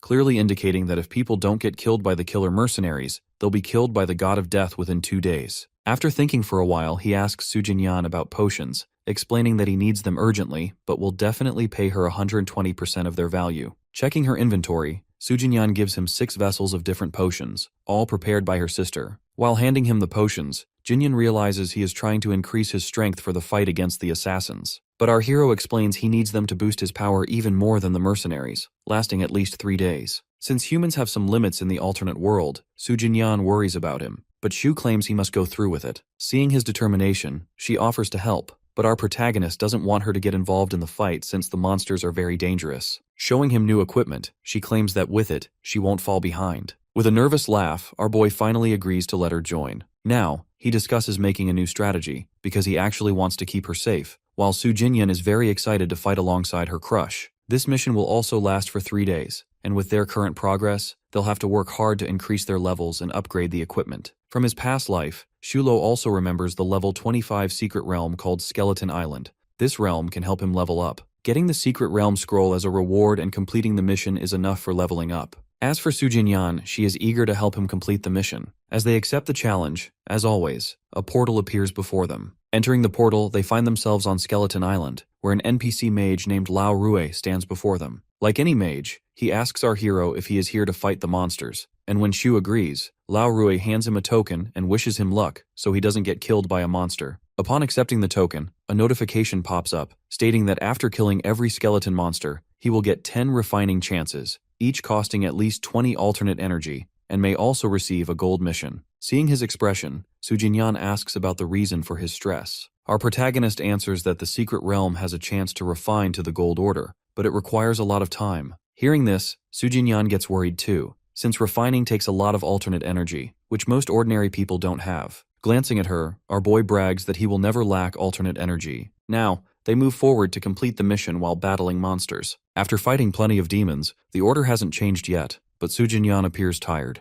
After struggling for some more time, he finally succeeds in refining it to the gold order. Now, he must level up within 2 hours or the order will disappear again. As for our protagonist, he is more than ready to increase his level. Looking at the golden order, Luo claims they got it because, unlike others, they're quite lucky. Su Jinyan, on the other hand, thinks their success is due to his unlimited alternate energy. Now, they're getting ready to fight the Death God, which looks like it could arrive at any moment. Since the Golden Order has a 2-hour retention time, they must go back to the secret realm first, because they can find some high-level dungeons there, which will definitely help them fight the enemies. But first, using the Golden Order, Shu Luo upgrades Skull Island into a hidden secret realm. Their mission is to kill 40 skeleton warriors and the Guardian, who is the skeleton General Hera. Soon, the portal opens up in front of them, and the Guardian, a level 26 physical-type Lord Monster riding a horse, appears in front of them with other skeleton monsters behind him. The Lord Monster orders his army to wipe out anyone who enters their territory. Seeing this, our hero suggests luring the skeleton squad away because it won't be easy for them to fight against these high-level monsters directly. As planned, Shu Luo and Su Jinyan run from the skeleton army while they're being chased. Here, our protagonist asks her how many people she can control at one time, but Su Jinyan clearly has no idea since she never checked it before. Therefore, our hero suggests she hide somewhere and control as many monsters as she can, after which killing them will get easier. Moving on, he is standing in front of the skeleton army, and as soon as they dash toward our hero, he yells at Su Jinyan to make her move now. Now she is controlling them while our protagonist successfully kills them using fire. Seeing his army getting killed by a human, the Lord Monster becomes very furious. Taking matters into his own hands, he is ready to fight with Shu Luo and Jinyan.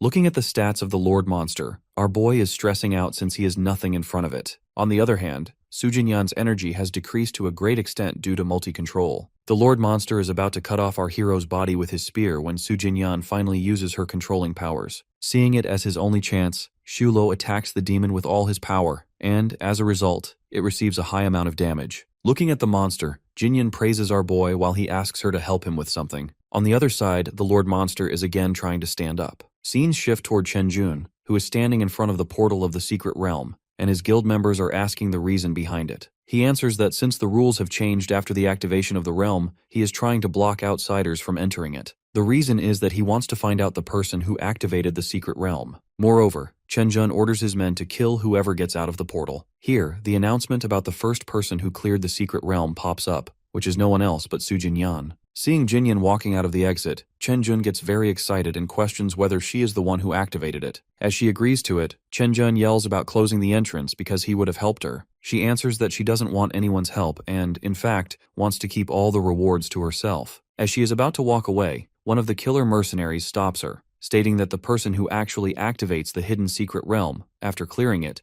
doesn't receive the bounty scroll as a reward. It means she didn't enter the realm alone. Seeing them suspecting her, Su Jinyan gets extremely scared. After making up the story, Su Jinyan explains that it was actually her best friend who opened the secret realm, while she simply cleared it before her friend could. The assassin, still doubting her, questions her about this friend. Su Jinyan replies that her friend is gone, and while acting a bit annoyed and angry, she yells at Chen Jun for letting his men interrogate her right in front of him. Nervously, he suggests she shouldn't bother him since he knows nothing about her. As she walks away from them, Jun asks her out for a meal, but Jinyan rejects him, telling him not to follow her anymore. After she's gone, Chen Jun questions the man whether he is sure about Xu Luo still being in the safe zone and not in the secret realm. Furthermore, Chen Jun's guild members saw our protagonist trying to leave, but he couldn't succeed due to the guards posted at the entrance. Since tonight is the last night, Jun emphasizes that Xu Luo must not get out until midnight. After that, the defense of his tomb will drop to 0, which means he will surely die. Moreover, Jun even praises our hero and Liu Yao. After walking for a while, Su Jinyan finally reaches the woods and calls for our boy. At that moment, our protagonist steps out from behind a huge stone. Seeing him, she immediately starts talking, admitting that after getting out of the exit, she was really afraid Chen Jun might spot him. She also questions Xu Luo about whether he knew Chen Jun and the killer mercenaries would be waiting outside the portal. Xu Luo explains that he hired very strong assassins, so it was clear Chen Jun would come to see who got the rewards, and even try to take them if he could. Jinyan finally understands why our hero asked her for a favor earlier in the secret realm, which was to have Su Jinyan deliver the last attack on the monster so his identity wouldn't be revealed in front of others. Here, our boy apologizes for using her but explains he didn't want any drama after his identity was revealed. Hearing this, Su Jinyan reassures him not to worry and says she's actually happy to help.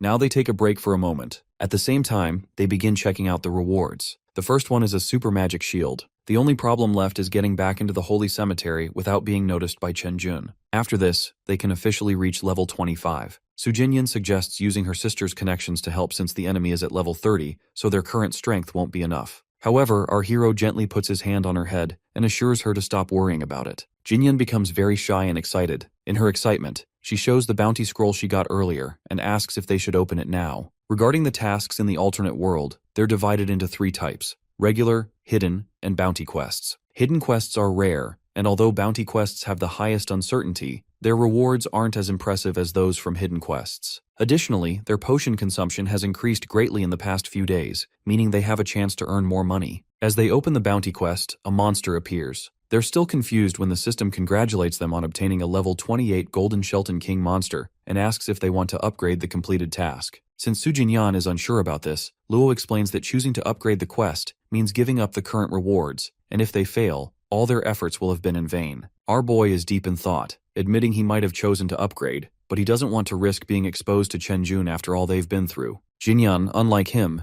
insists they should seize this rare opportunity before Chen Jun learns about it. Agreeing with her, Xu Luo decides to accept, and soon a notification announces the upgrade of the hidden quest to hunt the Shelton King. They have 1 hour to complete the mission. Looking at the reward category, Su Jinyan is quite excited, but our hero feels it will be difficult to complete the mission since there are only 2 of them. Suddenly they hear whispers about the boss monster spawning. Quickly, Xu Luo puts his hand on Su Jinyan's face and hides both of them behind a gigantic rock. Meanwhile, Chen Jun is approaching the monster, hoping for plenty of rewards. When he sees the monster, a level 28 king demon, Chen Jun is very frightened, but he orders the killer mercenaries to attack and wear it down, reserving the final blow for himself. Watching the king monster, the leader of the mercenaries explains the plan to his team. Afterwards, he charges at the demon, and following their strategy, they attack one by one. Meanwhile, Su Jinyan and our boy, still hidden behind the rock, observe the fight silently. Here, Su Jinyan wonders if our hero is waiting for them to drain the monster's stamina. In response, Xu Luo uses the idiom, "The mantis stalks the cicada," unaware of the oriole behind, grinning as he does so. Seeing the mercenaries fighting the Lord Monster, Su Jinyan genuinely thinks they're quite strong, while our boy analyzes the unified efforts they're making in fighting the monster, which seem quite effective to him. At this point, the leader of the mercenaries senses something odd happening around them and discusses it with one of his members. Behind them, Chen Jun is repeatedly threatening and yelling at the assassins to defeat the monster. Trying to turn their leader against Chen Jun, one of the assassins' members talks to the leader about Chen Jun. This plan actually works, and the leader becomes very furious with Jun. As they stand near the rock behind which Xu Luo and Su Jinyan are hiding, in a fit of anger, the leader attacks the rock, breaking it into pieces and exposing both of them. Calmly, our protagonist steps forward, though he hadn't expected to get exposed to them like this. Now standing face to face, the assassin leader challenges Xu Luo to a fight, believing that he is underestimating them. Chen Jun, shocked by seeing our boy, yells out, demanding to know what he is doing there since, according to him, Xu should be stuck in the safe zone. What is even more shocking is that Su Jinyan is also with our hero, but Jinyan tells Chen Jun he should worry about himself instead of her. Hearing this, Chen Jun becomes extremely furious and orders the mercenaries to act according to their deal. The leader then orders his men to gather all other group members present in the safe zone. Our hero and the leader are now ready for a battle. Soon the assassin dashes toward our protagonist with impressive speed, and seeing him coming, Xu Luo pushes Jinyan aside and takes the attack himself, falling to the ground. At this point, the mercenary declares that he will kill Xu Luo with his own hands while our boy is still lying on the floor. But then Su Jinyan attacks, saying she will never let anyone harm Xu Luo. While she is controlling the mercenary, our protagonist uses 3 magics simultaneously on him, leaving the leader assassin pretty injured. On the other side, the Lord Monster is getting out of control, and the assassins are unable to manage him, so they start yelling for help. Looking at our hero and Su Jinyan out of the corner of his eye, the leader dashes toward the monster, while our boy is thinking of a way he can get a chance to kill the monster, so he suggests killing the boss monster first. Back in the safe zone, Liu Yao and his group members are trying to think of a way to survive. One of them suggests that they should have handed over Xu Luo to the assassin group, while everyone else just sits there quietly, even Liu. After a while, they see the mercenaries leaving the safe zone and finally breathe a sigh of relief. However, Liu is still worried that the assassin may have discovered that our hero is not in the safe zone. One group member tells him to stop worrying about Xu Luo because now they have a chance to kill the monsters. Otherwise, everyone will die here. Still thinking and worrying about our protagonist, Brother Yao isn't ready to leave him with the mercenaries if they're really targeting him. Hearing this, all his group members are in complete shock and disbelief. After thinking it over, Liu orders all the guild members to move toward the City of Death, even offering to double their salary if they join him. Now he is walking alone out of the safe zone to help our boy, while the others whisper about him, but, not wanting to lose the money, they start following him as well. The scene shifts back to the fight between the monster and the assassins. The leader and Naiba is running toward the monster, while the leader yells at Naiba that his only task is to weaken the monster, since he will be the one to kill it. Therefore, Naiba uses flowing light magic on the monster, but suddenly the boss monster attacks Naiba with its gigantic hand, knocking him to the ground with full force. Now all 3 parties are staring at each other. Looking at the situation, Chen Jun seems quite frightened, and on the other hand, the monster makes its first attack on them. Working together with Su Jinyan, Xu Luo is ready to kill the monster, but at this moment, the leader runs toward our hero from behind because he won't let our protagonist kill the boss monster this easily. The leader is about to attack our boy from behind when someone suddenly strikes him, causing him to miss his chance. It turns out to be the Supreme Guild members sent by Brother Yao, who have arrived to protect Xu Luo. Seeing them step in, the assassin leader immediately orders his own men to fight back. Now both parties are clashing with each other. Meanwhile, our protagonist remains focused on the boss monster. Observing Xu, the leader mercenary can hardly believe someone this young could be this strong. Since he cannot allow our hero to be the one who defeats the monster, he rushes at him again. But just as before, Su Jinyan uses her controlling powers on him. Even though he knows Chen Jun will never permit him to kill her, her relentless attacks make him even more desperate to end her. Using break-free magic, the leader overcomes her control and strikes Su Jinyan directly in the chest with his sword. Witnessing this, Xu is distracted by thoughts of the money he was supposed to earn by helping her complete the alternate world, while Jinyan, lying on the floor, wishes him good luck and then is summoned back to the real world due to the established rules. Determined to finish off the monster quickly, our hero unleashes 3 magics at once and continues to attack repeatedly to maximize his damage. After a tough struggle, Xu finally succeeds in killing the boss monster, prompting the system to congratulate him on completing the mission. Brother Yao and some of his members, still at a distance, see smoke rising from the area where our boy is, indicating he must have killed the monster. Meanwhile, our protagonist has acquired a defensive skill from the secret realm, which proved vital in overcoming the boss. For now, his priority should be increasing his level, but the system asks Xu if he wants to absorb the Golden Skeleton King as his pet. Hearing this, he grows quite excited and accepts. Meanwhile, Chen Jun is still blackmailing the assassin leader with threats against his daughter, demanding he bring any spoils left by the boss monster or else face dire consequences. The leader tries to capture our boy but fails. In response, Chen threatens him again, which finally agitates the leader to the point that, instead of focusing on Xu Luo, he rushes at Chen Jun and kicks him forcefully in the chest, knocking him to the ground. Sword pointed at Chen, he threatens to kill him if he dares touch his daughter. Attempting to calm him down, Chen tries to change the subject, warning that if she doesn't kill Xu Luo now, his level and strength will increase even further. Walking away from Chen Jun, the leader claims he is strong enough to kill our hero at any moment. As for Brother Yao and his guild members, they remain in the area, panicking over the current situation since Xu has left them behind. Spotting them, the assassin leader is about to order his members to kill them, but Chen Jun has other plans. He knows Xu will definitely come to save Brother Yao. Turning back to our protagonist, he has now reached level 25 and is also prepared to keep the boss monster as his pet. Suddenly, Xu receives a message from the general of the Misty Pavilion Guild, who tries to manipulate him by claiming that Jinyan died because of him, and that even the Supreme Guild members are stuck because they tried to save him, yet he simply ran away without helping. Our boy also gets a text from Jinyan, who tells him to wait for her so they can face the assassins together, but Xu rejects this without hesitation, as he intends to take down the leader alone as revenge for killing her. Moving forward, Brother Yao is sitting on the ground with his hands covering his face, while some of the members stand beside him. His face is brutally swollen and marked with bruises, and he is quietly praying for Xu's arrival. At this exact moment, Xu Luo appears, walking toward them and entering the scene. Upon seeing him, Chen Jun lets out an evil laugh, convinced that our boy is a fool for showing up.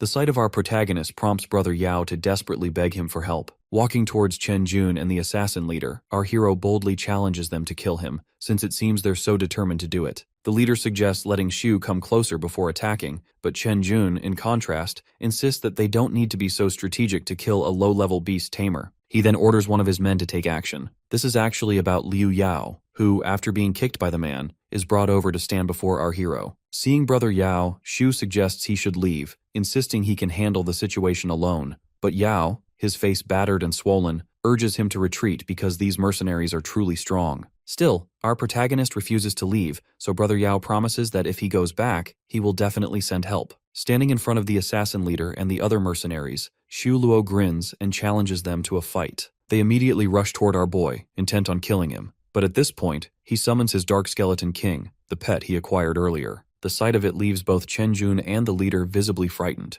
Our protagonist knew he couldn't take on the mercenaries with just his pet scorpion, but when he accepted the Golden Skeleton King as his pet, it devoured the scorpion and transformed into the rare Dark Skeleton King, gaining many new skills during the upgrade. Xu even acquired the Necromancer suit. After refining it, he obtained several Demon Slayer items. Additionally, he used defensive boots to boost his defense, and with the warrior attributes, his offense improved as well. After all this preparation, our hero finally felt ready for the challenge. In the present, the dark monster launches an attack on the mercenaries, killing many of them in a single blow, which seems unreal to everyone witnessing it. Assessing the situation, Chen Jun yells at the leader to take matters into his own hands if he wants to ensure his daughter's survival. Preparing to face our protagonist, the leader is already considering killing Chen Jun too, after saving his daughter, and to avenge his fallen brothers. With impressive speed, he attacks our boy from above, but Xu stops the assault using his staff. At the same moment, our hero's other pet, acquired during the upgrade, attacks the leader from behind, since he now has two pets at his command. The Lord Pet attacks the leader from behind, while Xu Luo also uses his magic against him, sending him flying far across the ground. The mercenary is in disbelief at what just happened. Other mercenaries are also trying to fight the Lord Monster. At this point, the assassin leader orders them to focus on killing Xu first, since he is the one controlling the Lord Monster. He further explains that two mercenaries with high agility should confront the Lord Skeleton, while the others deal with Xu Luo. Proceeding with this plan, they rush toward our protagonist, and one of them attacks him. At this moment, the Supreme Guild members sent by Brother Yao arrive. Their leader introduces himself as Li Xiaoyao, the vice president of the Supreme Guild. While thanking him, our boy also suggests that they can retreat at any time if they feel in danger. Upon hearing this, Xiaoyao orders his men to advance, and without hesitation, they begin killing the mercenaries one by one. The assassin leader watches in utter disbelief, but our hero is visibly enthusiastic watching their arrival. However, the leader refuses to back down, and just as he is about to attack, he receives a message from one of his members that Su Jinyan has successfully rescued his daughter, Qiki, who is now safely returned to him. Upon reading this, the leader sheds a tear of happiness and commands all his men to stop fighting, leaving everyone stunned. Chen Jun continues yelling at him, still threatening him about his daughter, unaware that she has already been saved. Unfazed, the assassin leader grabs Chen Jun and starts choking him brutally, announcing that he already has his daughter back and now Chen must face death. Chen Jun, now desperate, begs for his life, but without hesitation, the leader plunges his sword right into Chen's chest. Our hero has concerns about Chen Jun, knowing that he is capable of killing anyone, but the mercenary declares that his family comes first. After this, he falls to his knees, apologizes to our boy, and asks him to thank Su Jinyan on his behalf. He even promises to try to repay the lives he has taken so far. Moving on, Zhao Yao states that 235 of their guild members were killed by the mercenaries, and now they intend to kill the mercenaries in return. Although all the assassins are now terrified, their leader orders them not to move an inch. Meanwhile, Xu Luo is ready to finish the leader, feeling a strong urge to avenge 400k, referring to Su Jinyan. As our hero kills the leader, it becomes clear to everyone that he is no ordinary player. Seeing their leader killed by Xu, the other mercenaries become extremely furious, and as they prepare to fight our hero on their boss's behalf, all of them suddenly receive a message from the leader. The text announces that he has gotten Cheeky back thanks to Xu Luo and his friend, and from now on, if anyone dares to harm them, they'll be kicked out of the guild. While reading the message, every mercenary looks visibly shocked. Meanwhile, our protagonist is trying to gauge the situation by observing their expressions. As the mercenaries approach, the vice president of the Supreme Guild, Li Xiaoyao, begins to panic, but our boy suggests he should stay calm. In that instant, all the mercenaries drop to their knees before them, declaring their intent to repay the lives of all the Supreme Guild members they've killed so far. They explain they don't want their boss to bear the blame alone. To help them understand what it truly means to be citizens of the Dragon Nation, Xu Luo states that everyone should unite against mutual enemies rather than fighting each other, because protecting family and defending the Dragon Nation is the mark of a true player. Turning away and walking in the opposite direction, our protagonist announces he wants them to repay the loss in another way, by paying double the amount of the economic loss suffered by the Supreme Guild and by helping the guild clear the Third World. After hearing all the conditions, the mercenaries agree without hesitation. Soon, Xu Luo walks out of the portal, and Xiao Yao, watching his back, finally understands the reason for Brother Yao's admiration. Entering the safe zone, other players also admire his Lord Skeleton pet, unable to believe someone could actually possess such a creature. As for our hero, he is checking the stats of his new pet, which are very high overall except for the skills. However, he remembers the 2 skill books he received as a reward and considers using them now. While he is still working on his pet, Su Jinyan comes running toward him, calling out his name. Upon reaching him, her first question is whether he killed Chen Jun, so our protagonist explains that, although he tried, it was actually Peiki, the leader of the assassins, who killed him. Hearing this, she breathes a sigh of relief, prompting Xu to ask her why. She explains that Chen Jun is the only son of Chen Tianqi, who loves him dearly and will definitely seek revenge on anyone who kills his son. Our hero reflects that Su Jinyan is truly a loyal partner, first sacrificing herself and now coming here to warn him. At first, Su Jinyan feels a thrill, thinking he might have realized her feelings for him, but when he refers to her as a loyal partner, she seems disappointed. She asks him how he plans to make it up to her, since she lost a resurrection and suffered a level drop only because of him. Hearing this, Xu Luo promises to help her clear the alternate world, but says they'll do it tomorrow and today they should return to the real world for some rest. Jinyan seems very excited about the plan. After a while, our protagonist enters his apartment with a sense of relief, but just then, he receives a call from an unknown number. When he answers, the voice on the other end thanks him. It's Peiki. He explains that he got Xu's number from Su Jinyan because he wanted to officially thank him for his help. Looking at his daughter, Peiki says he could do anything for her, and that's why he did everything he did. He also promises to stop all the dirty tricks and move forward to clean the alternate worlds. On the other end, Xu praises him for this decision. The next day, our hero wakes up to a knock at his door. When he opens it, a delivery man stands before him with a parcel and asks him to sign for it. Since Xu didn't order anything, he feels a bit reluctant, but when he opens the envelope, he finds an invitation to the professional tournament, which leaves him in complete disbelief. Holding the letter in his hand, Xu Luo wonders if someone has recognized him, or if perhaps the sender is also a reincarnator. At that moment, a notification appears on our boy's phone. It is a message from the person on the other side asking him to check the news. Apparently someone has wiped out the professional guild's headquarters and killed a total of 45 professionals, including Peiki and his 9-year-old daughter. Our protagonist calls the culprits animals, disgusted that they didn't even spare a child. Picking up his jacket, he contemplates whether these murders and the letter arriving immediately afterward could really be a coincidence. Walking out of his apartment, Xu Luo is determined to find a new place as soon as possible. However, our hero remains suspicious that someone is following him, so he changes taxis multiple times and walks around the city repeatedly, trying to confuse any potential stalkers and lose his trail. Now, he is standing in front of a real estate agency. When a girl answers the door and asks if he is looking for an apartment, our boy confirms it, prompting her to describe a house she believes is suitable for him. She then asks if he is ready to go check it out, and Xu Luo agrees. After a while, the agent is showing our protagonist a house in the Shio yachting community, explaining the advantages of the property. Once he has looked around for a bit, our hero agrees to buy the apartment. Hearing this, The agent becomes excited and starts talking about the contract. At that moment, he receives a call from Su Jinyan, who asks whether they are still going to clear the third world together. She also mentions that she has rented a house and will transfer him the money as well. Standing in his apartment, Shu is ready to return to the alternate world. After a short time, both are standing across from each other in the safe zone. Here, a few other players approach and offer Su Jinyan a spot on their team, suggesting that since her teammate Shu is a low-level player, she should join them instead. Suddenly, Brother Yao appears on the scene, grabs one of the men by the collar, and yells at them for looking down on our protagonist. Behind him, Xiao Yao quietly suggests not to do anything that might cause trouble for Shu in the future. After thinking it over, Liu Yao agrees with Xiao Yao and releases the players. Su Jinyan is still feeling nervous and ashamed about what happened earlier, while Brother Yao introduces the guild members standing behind him. They are Xiao Yao, who can provide support to our hero, and Shen Yi, who is a healer. However, our boy politely rejects the offer and chooses to only take Jinyan with him. Now, they're discussing Chen Tianqi. Because of his power, nobody dares oppose him, but Shu remains suspicious and thinks something else might be hidden beneath the surface. Meanwhile, Su Jinyan is worried about our boy, since he was the one who killed Chen Jun once. Still, Xu Lo believes he is capable of handling whatever comes his way. At the same time, Liu Yao and his guild members, watching the interaction, feel a twinge of jealousy. Suddenly, our protagonist turns back toward them and accepts their offer.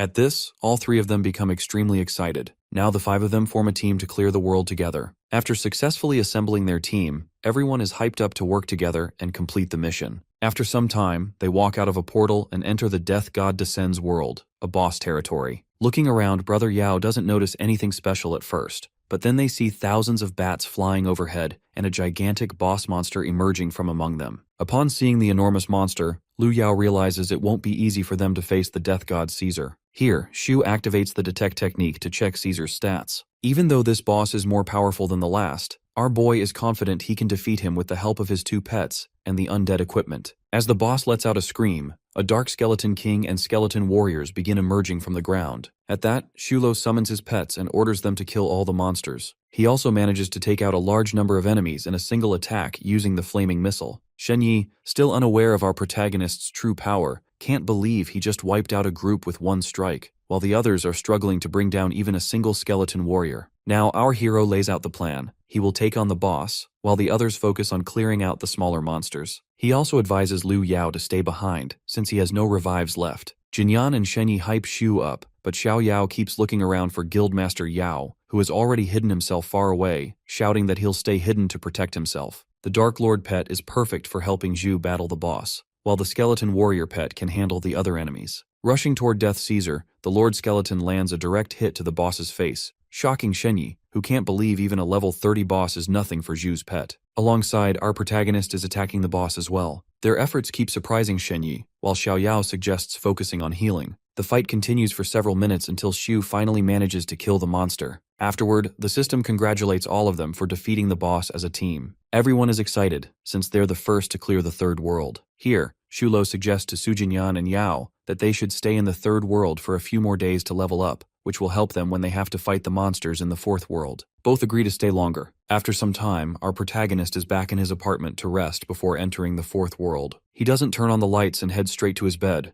only to suddenly realize there's someone else lying there. In complete shock, he stands up and demands to know who the girl is, sleeping on his bed at that moment. The purple-haired girl lying on the bed isn't waking up, so Shu calls the realtor from whom he rented the apartment, asking whether it's supposed to be shared. The woman on the other end insists they informed him earlier, though she's clearly lying since our protagonist never received such information. Instead of admitting any mistake, she starts yelling that they did their best to find a good apartment for him and now he's just finding faults, when he's the one who never mentioned anything about sharing. It seems like our boy is the one who missed it, so he pleads with her to find a new place. She agrees to do it, but warns it will take some time. Standing by the door of the room where the girl is still sleeping, Xu Lo checks the invitation letter for the tournament he received earlier. It's for the 100th Pro League game, which will be held in half a month. He's determined to participate this time since, because of his death in his previous life, he never achieved a high record. Now, his main priority is reaching level 30 if he wants to compete in the Pro League. Standing before the portal, our hero is just about to enter the alternate world when he receives a text message from Yao, who's asking for a favor. In the third world, Shadowland,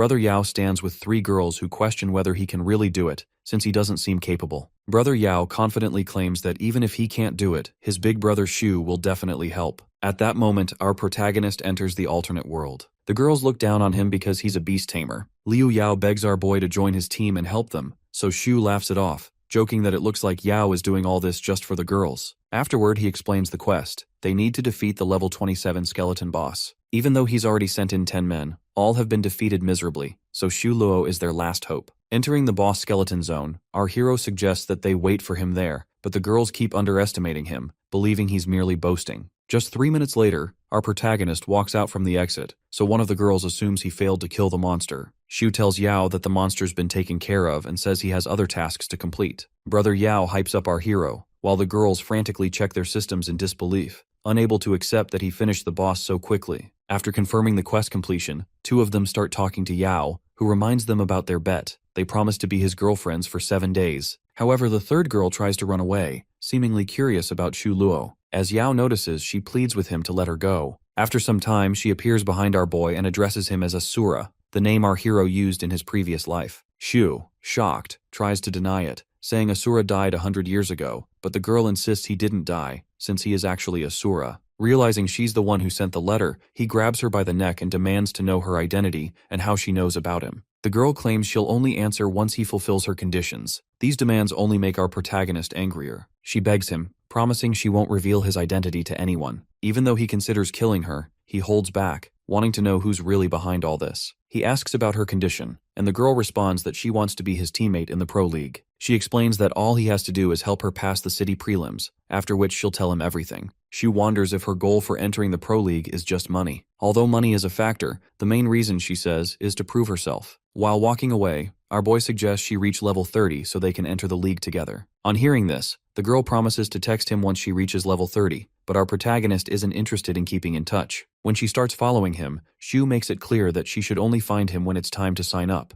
He doesn't want any further contact before then. After this, our hero enters the 4th world, Dragon Valley. He finds himself in the safe zone, which is the Temple of Light. All the players from Linhai and Ganyan City are present here, due to the shared locations. The 2 main quests in this world are to kill at least 3 different Lord-class Dark Dragons, and to gain level 5 trust from 1 dragon. Only after completing these quests will he be able to face the boss. Once he reaches level 30, another pet slot will open, which means he could acquire a flying dragon as a pet. Now our protagonist is ready to tackle these quests first. Advancing into the Dark Mountains, our hero and his pets engage in battles against the dragons. To complete the quest, he must also earn the trust of 1 dragon. For fighting black dragons, his pets alone are strong enough. At the same time, he is researching dragons to better understand how to defeat them without trouble. Suddenly, our boy hears some strange noises, and when he looks up, he sees a swarm of flying dragons coming toward him. He realizes this kind of hidden quest has never happened to him before. After quickly upgrading, Shu Luo orders his pets to fight as well. However, the black dragons and light dragons begin fighting each other, and since the black dragons are weaker, Shu will only have to handle the light dragons. Just then, he catches sight of a level 35 Lord monster, which attacks him directly, but his pet acts as a shield and saves him. It turns out there are 3 of these level 35 dragons, making our protagonist think he might not survive long enough to finish the quest. Suddenly, one of the Lord Dragons starts talking, challenging our hero by declaring it will kill him. Shu Luo is stunned to hear a dragon speak. The Lord Dragon then offers him a choice: leave the Light Clan and join the Dark Clan, claiming that this is the only way for our protagonist to save himself. If Shu rejects the offer, it means he'll definitely die and lose a level 2, which he can't afford at the moment. It seems like our protagonist is getting trapped by the Dark Dragon clan, but with no other options, he has to join them. As he agrees to the offer, the Dark Dragon opens a portal and instructs him to step inside. On the other side, our boy finds himself standing in a dark hall. This hall isn't a safe zone, but rather the log-in, log-out, and respawn point. Standing before him is a Dark Dragon Knight, Leader Goya, who welcomes Shu Luo to the Dark Hall. Instantly, a notification pops up asking if he wants to join the Dark Clan. Meanwhile, our hero has already lost a level because his time for the hidden quest expired. Leader Goya now commands him to go and kill light giant dragons in order to prove his loyalty. Since Shu has no other choice, he must go after the Light Clan. At this moment, he receives a text from the girl he met earlier, who is again asking for help. Our hero rejects her request, but she insists, claiming she'll reveal something about Asura if he helps her complete the quest. So our protagonist heads back to the 3rd world, where the girl is waiting alone in the City of Death. The girl explains that, right before the quest, her friends abandoned her, and, with only half a day left, she had no choice but to ask him for help. Xiulo, uninterested in her story, is focused only on completing the quest. At this moment, Jinyan appears, and on seeing our boy, she wonders why he's there. Then, she notices the girl he is speaking with. In complete panic, the girl quickly introduces herself as Xu's cousin, Ning Tiantian, since they have to keep everything secret from others. Seeing Xu's cousin, Su Jinyan becomes super excited and offers to join them on the quest. After some time, our protagonist and Jinyan are fighting zombies together, while Tian admires their skills and strength. She can't help but compare herself to Jinyan, who is clearly very strong, while she feels like a mere freeloader. As they're talking, Tian thinks she is going to report to Brother Dai that his girlfriend is cheating with someone else. Meanwhile, Ning Tian is thanking our hero and Su Jinyan for their help. Once Su Jinyan leaves, our boy questions her about the secret of Asura. She reveals that Asura is currently living in Linhai City at the Shiyue Elegance community. Seeing how thoroughly informed she is about him, Xiulo, in complete disbelief, orders his pet to attack her. Tiantian is being strangled by Xu's pet, struggling to speak while insisting she'll only explain everything after the competition is over. Our protagonist realizes she's clever to come up with such a plan, so he orders the skeleton monster to let her go, causing Tian to fall to the ground. After this, he warns her to contact him only after reaching level 30, making it clear that killing her won't be difficult for him if she doesn't listen. Ning Tian, still coughing from the incident, promises the secret will stay just between them and insists no one else will ever find out. Yet Xiulo, still suspicious of her intentions, starts thinking about leaving his apartment. Meanwhile, in the fourth world, God of War, Unrivaled is looking at the text messages sent by Tian's friends. It's obvious he's the mysterious boyfriend who is now furious at her for cheating. A man standing beside him tries to agitate him further, saying no one is worthy enough to steal the vice leader's girlfriend. So far, they only know the man Tian was seen with is a beast tamer with a pet skeleton king, but his identity remains hidden. Since they are on a mission, the vice leader decides their first priority should be completing the quest, and he orders his guild members to finish off all the dark dragons. At that moment, a shadowy figure emerges from the smoke. As they attempt to recognize him, they see it's our boy, standing with his back toward them. The vice leader challenges him, declaring that he rules this place and that Xu should serve under him. When our boy turns around, the group is stunned to see a new face, finding it hard to believe someone could complete the third world so quickly. Fixing his gaze on our protagonist, Tian's boyfriend warns not to go against the God of War guild. Our hero, not knowing much about this guild, thinks it's best not to get involved with them just yet since he has other quests to complete. As he begins to walk away, the vice leader becomes so furious that he is about to attack, but other members hold him back, trying to calm him down. Now, they gossip about Xu Luo, doubting that a beast tamer could have cleared the world so quickly, and assuming he must be a top player from Linhai City, since Linhai and their own city, Ganyan, are connected in the fourth world. Looking at the new mission, the vice leader declares he will definitely kill Xu next time. The mission is a hidden opportunity, with a solo fight against the corpse dragon lined up. He instructs his members to help him take down the boss. After some time, they reach the place where the dragons are and rush toward them, the vice leader confident that he can kill the dragons. Suddenly, someone standing in front of the dark dragon attacks him, leaving him in disbelief. Xiulo emerges from the smoke, declaring that the boss dragon belongs to him. It quickly becomes clear that it won't be easy, as both want the boss dragon. The vice leader orders one of his members to finish our boy, but Xu wipes him out with a single attack. The vice leader can hardly believe a level 24 player was defeated so decisively. But then his focus shifts to the boss dragon standing next to our protagonist. He finds it odd that the dragon isn't attacking Xu. The truth is, our hero's quest is to protect the corpse dragon from them. Moving forward, Xu summons his skeleton king pet, and the vice leader finally realizes this is the very person with whom Tian cheated on him. Meanwhile, our hero is fully determined to complete this quest, especially after failing the last one. The vice leader grows even more furious, feeling that a mere beast tamer is stealing both his girlfriend and the dragon from him. He immediately orders his men to kill our protagonist as well. The guild members, already finding it hard enough to handle the dragon, now face the added challenge of fighting a mysterious player. Meanwhile, our boy methodically takes down the War Guild members one after another. Assessing the situation, the War Guild's vice leader tells his men to retreat for now and wait until their main forces arrive for a second attempt. Since the quest requires holding out for 24 hours, Xu is certain they'll return, so he decides to stay and prepare. Now he reflects on the vice leader's earlier accusation, confused about how he could be stealing his woman. Afterwards, our hero messages Brother Yao to gather information on the War Guild. It turns out they are the second-ranked guild in Zhejiang Ningbo province, so our boy tells him he just had a fight with them. After researching the guild, Xu decides he needs backup since the opposing guild is exceptionally strong. He instructs the dragon to remain on guard and leaves to get help. Back in the third world, Su Jinyan also learns that Xu Luo is fighting solo against the War Guild, which makes her worry. She urges her teammates to clear the third world quickly so they can enter the fourth world to support him. Now in the Dark Hall, our protagonist stands before leader Goya and requests help, which Goya grants without hesitation. Shu hadn't expected such support, especially since even the Light Clan never offers help in times of need. Explaining his quest to protect the corpse dragon, he shares his concern about a massive impending attack from the opposition. Goya reassures our boy by placing a hand on his shoulder and promises that they'll help him complete the quest. Suddenly, Shu receives an urgent message that the corpse dragon is under attack and that he must return immediately. He heads back first, while Goya states that darkness will always be there to support him. Back in the corpse dragon zone, the main forces have arrived and are attacking the dragon. As several players rush at it with swords, our protagonist appears and counterattacks. Seeing Shu Luo, the vice leader commands the armed forces to take him out. Summoning his pets, our hero warns them to retreat or face certain death. At this point, Tian Qian, a lightning mage and the guild leader, approaches, declaring he'll handle our boy while instructing others to focus on killing the dragon. Tian Qian's first attack is effortlessly blocked by Shu's pet.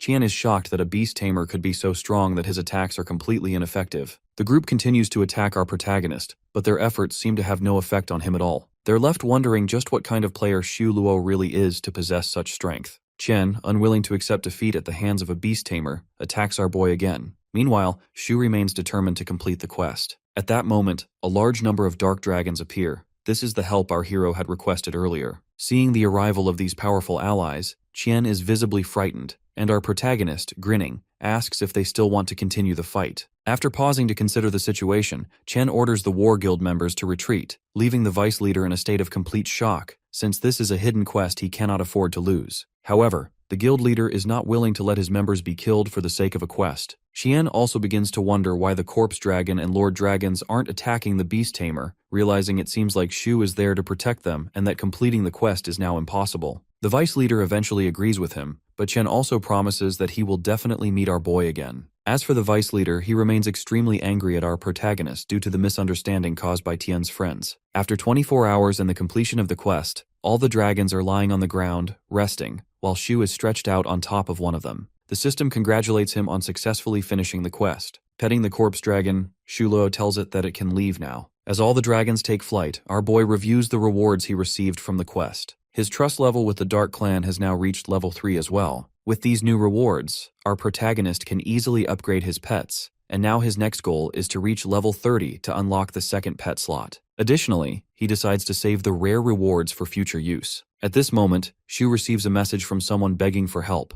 prompting him to think about checking it out. In the City of Destruction, it turns out the message was actually sent by Tian's boyfriend as a trap, though he doubts our boy will respond. In the middle of their conversation, our boy suddenly appears, leaving them completely shocked. The vice leader immediately calls for the main forces while advancing toward our protagonist, declaring that they'll definitely kill him today. However, Shu doesn't seem interested in any of their drama and instead asks why the vice leader keeps talking about stealing his woman, since he knows nothing about such a thing. Hearing this, the vice leader becomes even more furious, and at that moment, Tian Qian appears as well. Qian advises the vice leader to back off, explaining that he will handle our hero himself. Qian then offers our protagonist a place in his guild, which offends Tian's boyfriend. As Tian Qian extends his hand to seal the deal, Shu claims that they're underestimating him. In visible shock, Chen questions whether our hero is really challenging them as enemies. Suddenly, someone yells from behind, warning them not to mess with Shu Luo. As they look around, Liu Yao and the Supreme Guild members approach from one side, while Su Jinyan and her guild members come from the other. Both groups are there to take on anyone who dares mess with Shu Luo.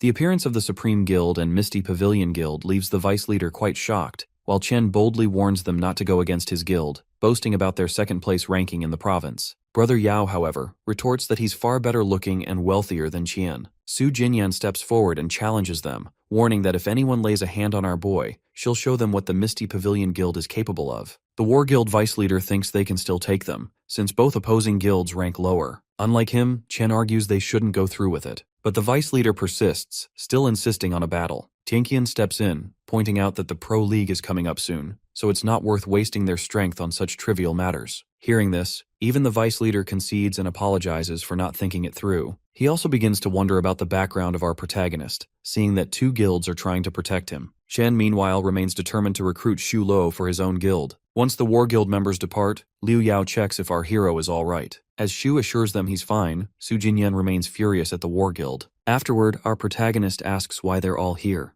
In response, both Su Jinyan and Yao simultaneously invite him to join their guild. Realizing they both said the same thing, Su Jinyan and Yao stare at each other, quickly breaking into an argument over which guild Shu should join. Each tries to make a better offer. Su Jinyan says he can name any salary, while Yao promises he'll introduce him to different girls every day. Hearing this, Jinyan yells at Yao for being so shameless, but he insists it's just male desire and claims that joining the Misty Pavilion Guild would never fulfill it. In her frustration, Su Jinyan yells that she can fulfill all his desires, but the moment she realizes what she just said, she quickly tries to explain herself, leaving Shu and Yao appearing to judge her. Ultimately, Shu Luo rejects both guilds, explaining that his primary focus is on leveling up. With that, our protagonist walks away, leaving the two guild leaders behind. Watching him go, both wonder if he's really heading to join their quest, since the Hall of Light is in the opposite direction. They don't realize he's actually joined the Dark Dragons. Meanwhile, in the real world, Ning Tiantian's boyfriend is researching the Dark Clan. Upon realizing Shu has joined it, he notes that there's a hidden quest associated with the Dark Clan, one considered so difficult that no one ever attempted it, always believing it to be fake. Now, he sees it as the only way to defeat Shu Luo. Back in the Fourth World, Su Jinyan, Yao, and several other players are trying to subdue the Divine Dragon, which is agitated because someone has stolen its egg. As they look behind, they see our hero also standing there, indicating he's present for the quest as well. They offer to form a team to take on the Dark Dragons together, but Shu explains that his mission involves fighting the Light Dragons instead, leaving them puzzled. At that moment, they spot a level 35 Light Dragon in the sky, visibly angry about something, likely the stolen eggs. Since Su Jinyan and Yao aren't involved, they don't worry. But then the Light Dragon begins attacking our protagonist, indicating he's the one who took the eggs. Unaware, Su Jinyan and Yao try to reason with the Divine Dragon, not realizing the full story. Even though Shu is using a shield, he still takes damage from the Divine Dragon and loses 2,720 HP. With the dragon's continuous attacks, his shield eventually shatters, forcing our hero to leap away from the immediate danger. Everyone watching tries to figure out why the dragon is targeting our protagonist, but since these dragons can smell their eggs, it becomes clear he's the one suspected of stealing them. Liu Yao gets extremely hyped when he realizes this connection. Shu Luo argues he isn't the one who stole the eggs, making it seem even more suspicious that the dragon is attacking him. Perhaps it has sensed that our boy is actually part of the Dark Clan. Without hesitation, Shu summons his pets to shield him, but the relentless attacks keep chipping away at their HP, making it evident that if the fight drags on, our protagonist could die today. It turns out this whole scenario was a trap orchestrated by the vice president of the War Guild. Su Jinyan and Yao both order their guild members to assist our boy, convinced that Shu would never do such a thing. Su Jinyan also tries to reason with the Light Dragon, but the dragon demands proof of Shu's innocence. Without proof, it threatens to kill everyone present. At that critical moment, Tian arrives, claiming she can prove our protagonist's innocence. Seeing her defend Shu, her boyfriend becomes extremely angry. Tian then presents an image crystal, revealing footage of the true thief behind the egg theft. The footage exposes the vice president, Wu of the War Guild, as the real culprit. After showing this, she points him out, standing on a cliff with other guild members. Realizing he's been exposed, Wu starts yelling at her. The Light Dragon then approaches Wu and his group, demanding to know the whereabouts of the eggs. All of them are visibly terrified, knowing they have already sold the eggs. The dragon, furious, kills them and then flies away. Su Jinyan expresses her gratitude to Tian for helping them, saying they would have been doomed without her intervention. Tian is delighted to finally be useful. Now, our hero is determined to hunt down every War Guild member responsible for starting all of this. Meanwhile, in the God of War Guild quarters in Ganyang City, some members report that Vice President Wu Di and his group are being chased by the Divine Dragon, while Shu is killing War Guild members one by one. They relay this information to their leader, Tian Qian. In response, he orders his men not to let anyone enter the Fourth World and to expel everyone involved in the egg theft. However, a man standing nearby suggests he reconsider, since the Pro League is about to begin.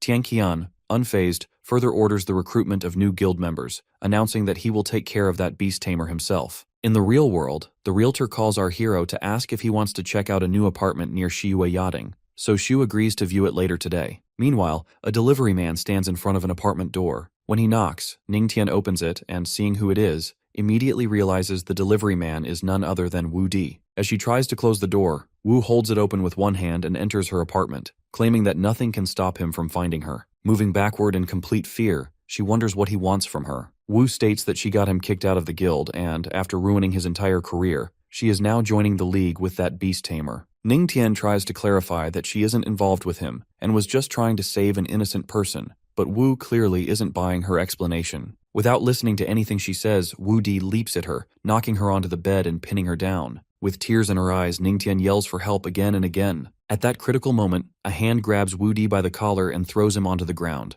The person is none other than Xu Luo. Seeing our protagonist, Tian runs to him and hugs him tightly. Witnessing this, Wu Di becomes even more furious, but Tian, still crying, insists she has nothing to do with him. Ignoring her, Wu lunges at her, threatening to kill her, but Xu first strikes him in the back and then lands a punch right on his face. Stunned by the sudden attack, Wu Di crashes to the floor, blood streaming from his nose and mouth. As she tries again to explain her relationship with Xu, our boy interrupts, uninterested in such talk, and asks if she is the one living next door to him. She explains that she only saw him there once and then met him in the alternate world. Hearing this, Xu wonders why she keeps calling him Asura. Tian answers that she once saw the name on a letter delivered to him. She then shows him that letter, which is about the Pro League. It seems like our protagonist is beginning to trust her, but he's determined to find out who sent that letter. After walking out of her apartment, he hands the letter back to her, saying she should keep it for herself. Ningtian begs him to let her stay with him since Wu Di now knows her address. Even though our hero initially tries to refuse, Tian pleads, explaining she has nowhere else to go and her financial situation is dire. Remembering her help, Xu transfers her 100,000 yuan, a bonus from the city tournament, clarifying that she doesn't need to pay it back. As he walks down the stairs, Tian talks to herself, lamenting that no one likes a freeloader and a loser like her. Meanwhile, our boy stands before leader Goya, and it's clear he has now earned complete trust from the Dark Clan. Goya promises him a special task that will grant rare rewards. Moreover, Shulo has reached level 30 and is considering changing his job before taking on new quests. To complete this job advancement, our hero must finish a quest. As he steps out of the portal to the designated quest location, the system notifies him that leaving the map will result in a 3-level drop. Then, a map appears before Shu, showing all the directions with a red dot in the center pointing to his destination. Analyzing the map, our protagonist prepares himself to face this mission. As he begins walking, Shu notices a large number of skeletons and bones half buried in the sand. He senses something suspicious in the air, and as soon as our boy glances behind him, he sees a group of skeleton demons emerging from the sand, advancing in his direction. To fight them, our protagonist orders his dark skeleton king pet to attack. However, the moment the skeleton king charges, all the skeleton demons leap on it at once, preventing it from striking back, which leaves our hero completely shocked. With no other option, Shulo attacks the demons himself using his staff. At this point, he realizes that pets are not allowed in this job advancement quest. Now his main priority is to reach the center of the map and figure out the real situation. Leaving the skeleton demons behind, our protagonist sprints toward his destination. As he nears the center, our boy senses an unusual peace and calmness in the air, though he can't pinpoint the reason. After running for some time, Shu finally arrives at the target location and sees a gigantic crystal floating in the air. This is the shackles of the mirror image, the focus of his quest. While keeping an eye on his surroundings in case anything appears, our boy touches the crystal with his staff, activating it and instantly being pulled inside. Shu finds himself lying on the floor, and as he stands up, he realizes he's now in a new place. Soon, a mysterious phenomenon unfolds before our hero, and a doppelganger of Shu appears in the scene. Upon seeing his double, our hero immediately charges at him, but the doppelganger dodges using a staff identical to our boy's own. Now both are locked in combat, but nothing seems to be effective, as they match each other not only in appearance, but also in strength. Suddenly, a realization strikes our protagonist. His doppelganger is merely copying his moves and lacks true human instincts. Everything becomes much more intriguing to Shu, because now that he's found his enemy's weakness, he's more than ready to fight back. Continuing the fight, both opponents relentlessly attack each other, but this time, Shu increases his speed, launching rapid strikes so swiftly that his doppelganger has no time to copy them. After a fierce struggle, our hero finally manages to overpower his doppelganger. As he delivers the finishing blow, our protagonist declares that a fake can never truly replicate the real one. Instantly, his enemy vanishes, and as Shu begins to walk away, a yellow light bursts from his chest, signifying that the quest has been completed. This means his job skill level has reached S rank. Now, as Shu emerges from the quest arena, he's already thinking about finding a new, stronger pet since his second pet slot is now open. Alongside this, our boy continues leveling up his skills, preparing for the next challenge. Next, he must fight the light dragons to earn enough trust from Goya and qualify for the special mission. Meanwhile, in the woods, Wu Di has managed to track down Tian once again and is now hurling curses at her.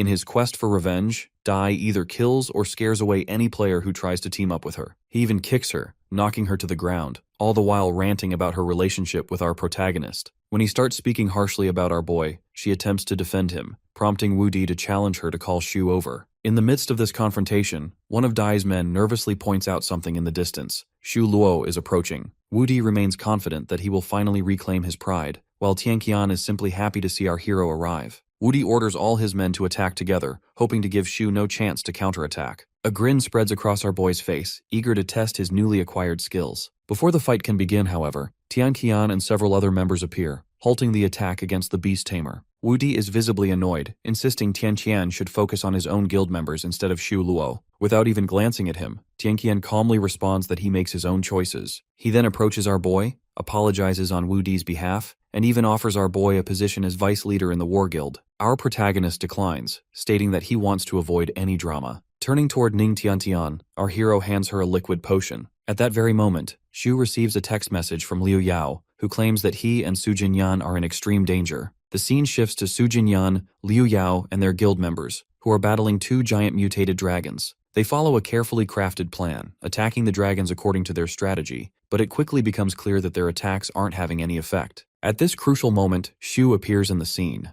Seeing him, everyone's spirits are lifted, and Su Jinyan quickly warns our boy about the dragon's resistance to magic. Since these mutated dragons are part of the Light Clan, defeating them is actually beneficial for our protagonist, offering both a chance to contribute and an opportunity to test his new skills. Shu's first move is Frozen Wasteland, and the sheer damage convinces Jinyan and Yao that he has successfully passed the second job advancement and reached S rank. Our hero continues his relentless assault, steadily weakening the dragons. Seeing their chance, Yao orders the guild members to add their attacks. With everyone working together, they finally manage to bring the dragons down. Despite the impressive damage Shu delivers, he still isn't satisfied, determined to secure an even stronger pet soon. In his excitement, Yao again invites our boy to join his guild so he can participate in the Pro League. However, Su Jinyan stands silently nearby, which strikes brother Yao as odd since the two usually argue over this topic. It seems Jinyan feels her guild isn't worthy enough for such a high-level member. Just then, a Supreme Guild member rushes over with urgent news.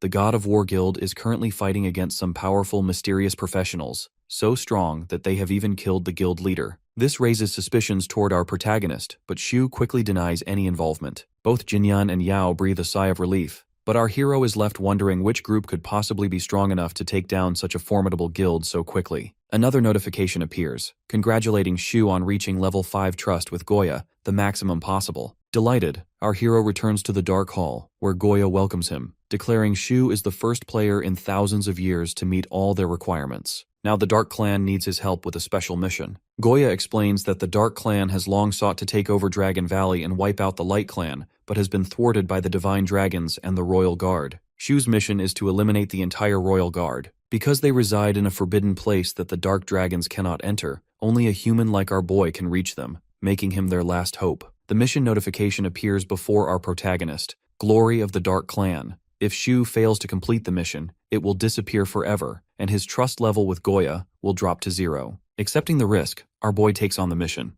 Goya places a hand on his shoulder and wishes him good luck, assuring him the Dark Clan will help keep the Light Clan out of the Forbidden Zone. Sometime later, Shu walks out of the portal and enters the Forbidden Zone. He is not allowed to leave this area, or else the mission will be considered a failure. He is only allowed to use the portal as a login and logout point, and cannot leave the Forbidden Zone until the mission is complete. As soon as our boy enters the zone, a group of level 35 dragons charges at him, prompting him to start fighting immediately. One of the dragons launches an attack so powerful it would have killed Shu Luo, but thanks to his equipment and pet, he survives. This assault makes our protagonist wonder whether someone is actually controlling these dragons. At that moment, a knight riding a dragon appears before them, and suddenly everything clicks for Shu. Now he understands the source of the dragon's powerful attacks. Our hero orders his pet to act as a shield against the fire the dragons are spewing while he maneuvers to attack them from behind. If this plan works, Shu believes he can definitely defeat the Light Clan. The Skeleton King distracts the dragons, allowing our boy to strike with his fire magic. At one point, the guard dragons attempt to escape, which Shu cannot allow. He and his pet coordinate attacks, finally succeeding in taking down several of them. Assessing the situation, our protagonist realizes it's more effective to kill the knights first, since they're the ones controlling the dragons. However, with so many knights present and his mana rapidly depleting, he decides to return to the real world to get more potions. Although mana is fairly cheap in the alternate world, Its price is double in the real world. Purchasing large quantities is bound to raise suspicion. Then Shu remembers that Brother Yao's father owns the largest pharmacy in all of Linhai City. So our protagonist sends Yao a message, asking about mana and stating his intention to buy 2,000 bottles. Although Yao questions him about this enormous order, Shu Luo gives no real explanation. Without pushing further, Liu Yao assures him that he'll receive a call soon to arrange the mana delivery. Since it will take some time, our hero decides to rest before returning to the Forbidden Zone. He lies down on his bed to get some sleep.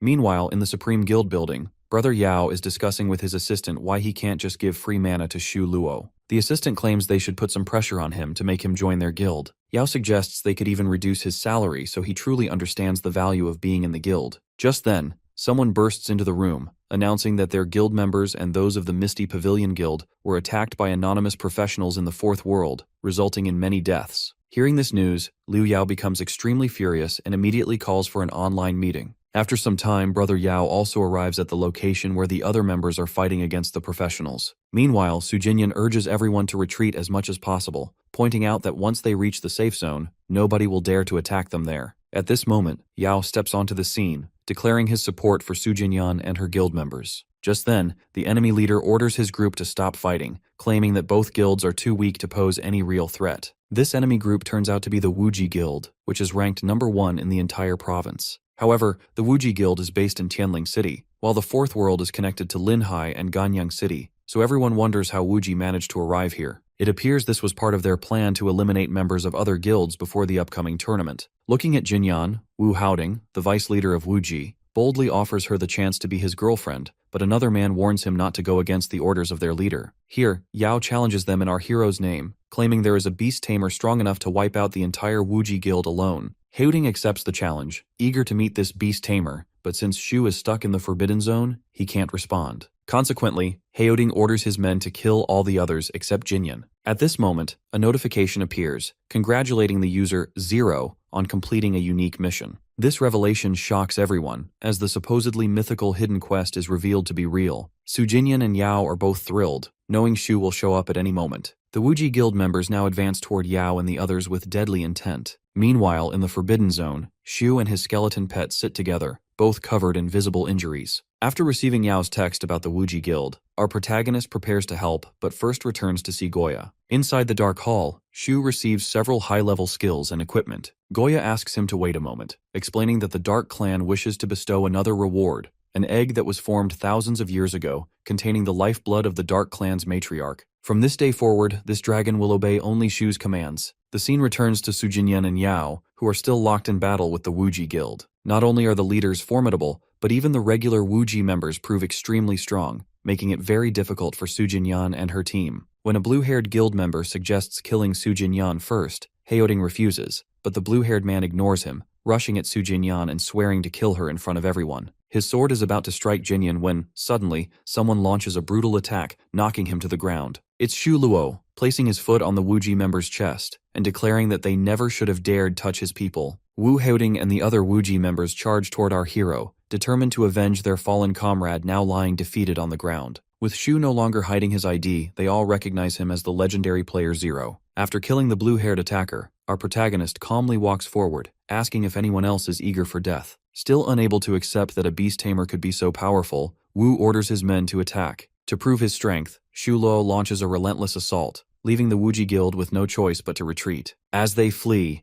Haoding is determined to uncover everything about the beast tamer's background. Once the Wuji Guild is gone, Su Jinyan and Liu Yao thank our boy for his timely intervention. At this point, Tian Qian also appears and invites our hero to join his guild. So now, instead of just 2, 3 guilds are competing for him. Here Shu proposes that each of them give him $1 million, promising he will pay it back. Su Jinyan ups the ante, offering 3 million since she knows he intends to start his own guild. Yao advises Shu to think twice, pointing out that running a guild is no easy feat. Still, our protagonist is determined, explaining that in his previous life, he died before he could ever create a guild. After some more conversation, Shu takes his leave, explaining that he has other matters to attend to. Back in the Dark Hall, our boy focuses on evolving the baby dragon. Although the dragon is still in its juvenile phase, it has already reached elite rank, suggesting it will become even more formidable as it matures. Now our protagonist is eager to test his new pet's skills. Meanwhile, the blue-haired player from the Wuji Guild is back, intent on getting his revenge. He starts chasing Su Jinyan, but Wu Haoding steps in to help her escape. The blue-haired player insists Haoding should step aside, explaining it's the guild leader's order to kill all members of the guilds based in Linhai City. Moreover, in his attempt to save Jinyan, the leader has already expelled Haoding, which, according to the blue-haired player, gives them every right to kill him as well. Despite their combined efforts, Su Jinyan and Wu Haoding are no match for their attackers. Just as things look grim, Shu enters the scene with his dragon. The blue-haired player offers our boy a place in their guild, promising him a chance to stay alive only if he accepts. In response, our protagonist kills him, declaring that he doesn't need anyone's chance because he stands on his own. Seeing their vice leader fall before their eyes, the remaining Wuji guild members immediately retreat. Seizing the moment, Shulo invites Haoding to join his guild, noting that the Everlasting Guild has already expelled him. Both Jinyan and Haoding are completely shocked by the offer. Our hero goes further, offering a monthly salary of 50,000. Haoding accepts, then asks about the guild. Shulo explains the name is Destiny Hall, and right now there are only 2 members, himself and Shulo, but our protagonist assures him that more members will join soon. In a quieter moment, Wu whispers to our boy, asking if Su Jinyan is his girlfriend, but without answering, Shu simply walks away with Jinyan. After registering his guild, our boy finds that only players below level 30 are showing up to join, which makes sense since professional players wouldn't be interested just yet. At that moment, Shu hears a girl screaming for help. It's Ning Tiantian, running ahead while a group of men chases after her, demanding money. She falls to the ground, desperately trying to explain that these problems are all Wu Di's doing and she isn't involved. One of the men approaches her, saying she has to pay somehow, and if she doesn't have money, they'll take payment with her body. Like always, Shu comes onto the scene and kicks the man off Tiantian's body, stating that he can pay whatever amount of money they want. The man, however, rushes toward our boy to attack him, but Shulo uses his skills to send the thug flying far away. Seeing this, the other thugs, upon realizing he is the legendary player Zero, immediately run away. Shu then asks Tiantian if she's alright. As she tries to explain what happened, our boy, uninterested in any more drama, is about to leave. However, Tian, now frightened by the thugs, starts following him, so Shu agrees to take her along. After a while, they reach an area filled with sand and dunes, a place that appears completely new to Tian but is familiar to our protagonist. Suddenly, they are attacked by the Stone Dragons clan. Our hero fights back, making sure to keep Tiantian safe as well. Observing that these dragons possess control-type abilities, Shu summons his own dragon, who is equipped with both controlling and healing powers. He then asks Tian about her profession, learning that she is a Holy Light Priest, an elite class. The effect of a Holy Light Priest is that all her skills can remove current control effects from any target. Having such a healer beside him could make our protagonist nearly unbeatable. Recognizing her value, Shulo invites Tian to join his guild, and she agrees without hesitation, though she feels she is nothing compared to others. Shu reassures her, insisting that her abilities are extremely valuable in his eyes, and that she is the strongest healer among them. After this, he sends a message along with their location to Haoding, telling him to come over. 10 minutes later, Haoding arrives, worried that Shu might be in trouble, but our boy simply introduces Ning Tiantian as the new guild member. After the introduction, Haoding immediately asks about her profession, and upon hearing it, becomes very excited. He whispers to our protagonist that other guilds offer 3 million a year for such elite professionals, meaning they are very fortunate to have found her. Shu suggests they save that discussion for later, and concentrate on their current objective. Their main priority is to clear the 4th world before the global tournament, which is set to begin in just 3 days. Hearing this, both Haoding and Tian are left completely shocked. Hearing this, Haoding becomes visibly anxious, realizing that there are only 3 of them and, even worse, one of them hasn't even reached level 30 yet. Shu suggests that both of them complete their second job advancement before the tournament begins, but first, they need to increase their levels. To help with this, he takes both of them to complete various quests, using the support of his pets, while our boy mostly sits back and lets them gain experience. Seeing how powerful our protagonist is and that he has a dragon pet, everyone watching can't help but feel envious. After analyzing the situation, Shu is confident they're ready to attempt the second job advancement. 2 days pass, leaving them with just 1 day left to clear the 4th world if they want to participate in the tournament. Since they've completed all the necessary quests, they're now eligible to challenge the job advancement. The next day, they arrive at the palace where the boss, a dark divine dragon, awaits. Because this dragon is from the Dark Clan, Shu Luo must now face his own allies to clear the alternate world. Wu Haoding steps forward, insisting that the others stay back while he takes on the dragon alone, but he can't even withstand a single attack. Shu sends his Skeleton King to protect Haoding and then suggests both Haoding and Tiantian stay behind while he handles the dragon with his pets. Being a level 35 divine dragon, its resistance is extremely high. Thinking on his feet, our protagonist orders the Skeleton King to control the dragon while he launches various attacks against it. At the same time, he instructs Tiantian to keep healing his skeleton pet, After a tough battle, Shu and his team finally managed to defeat the dragon with everyone's help. Haoding is in disbelief at how Shu was able to kill a level 35 dragon. Having cleared the fourth world, our hero asks them to meet up in the real world to prepare for the tournament. All of them seem incredibly excited to gather as members of their Destiny Hall guild.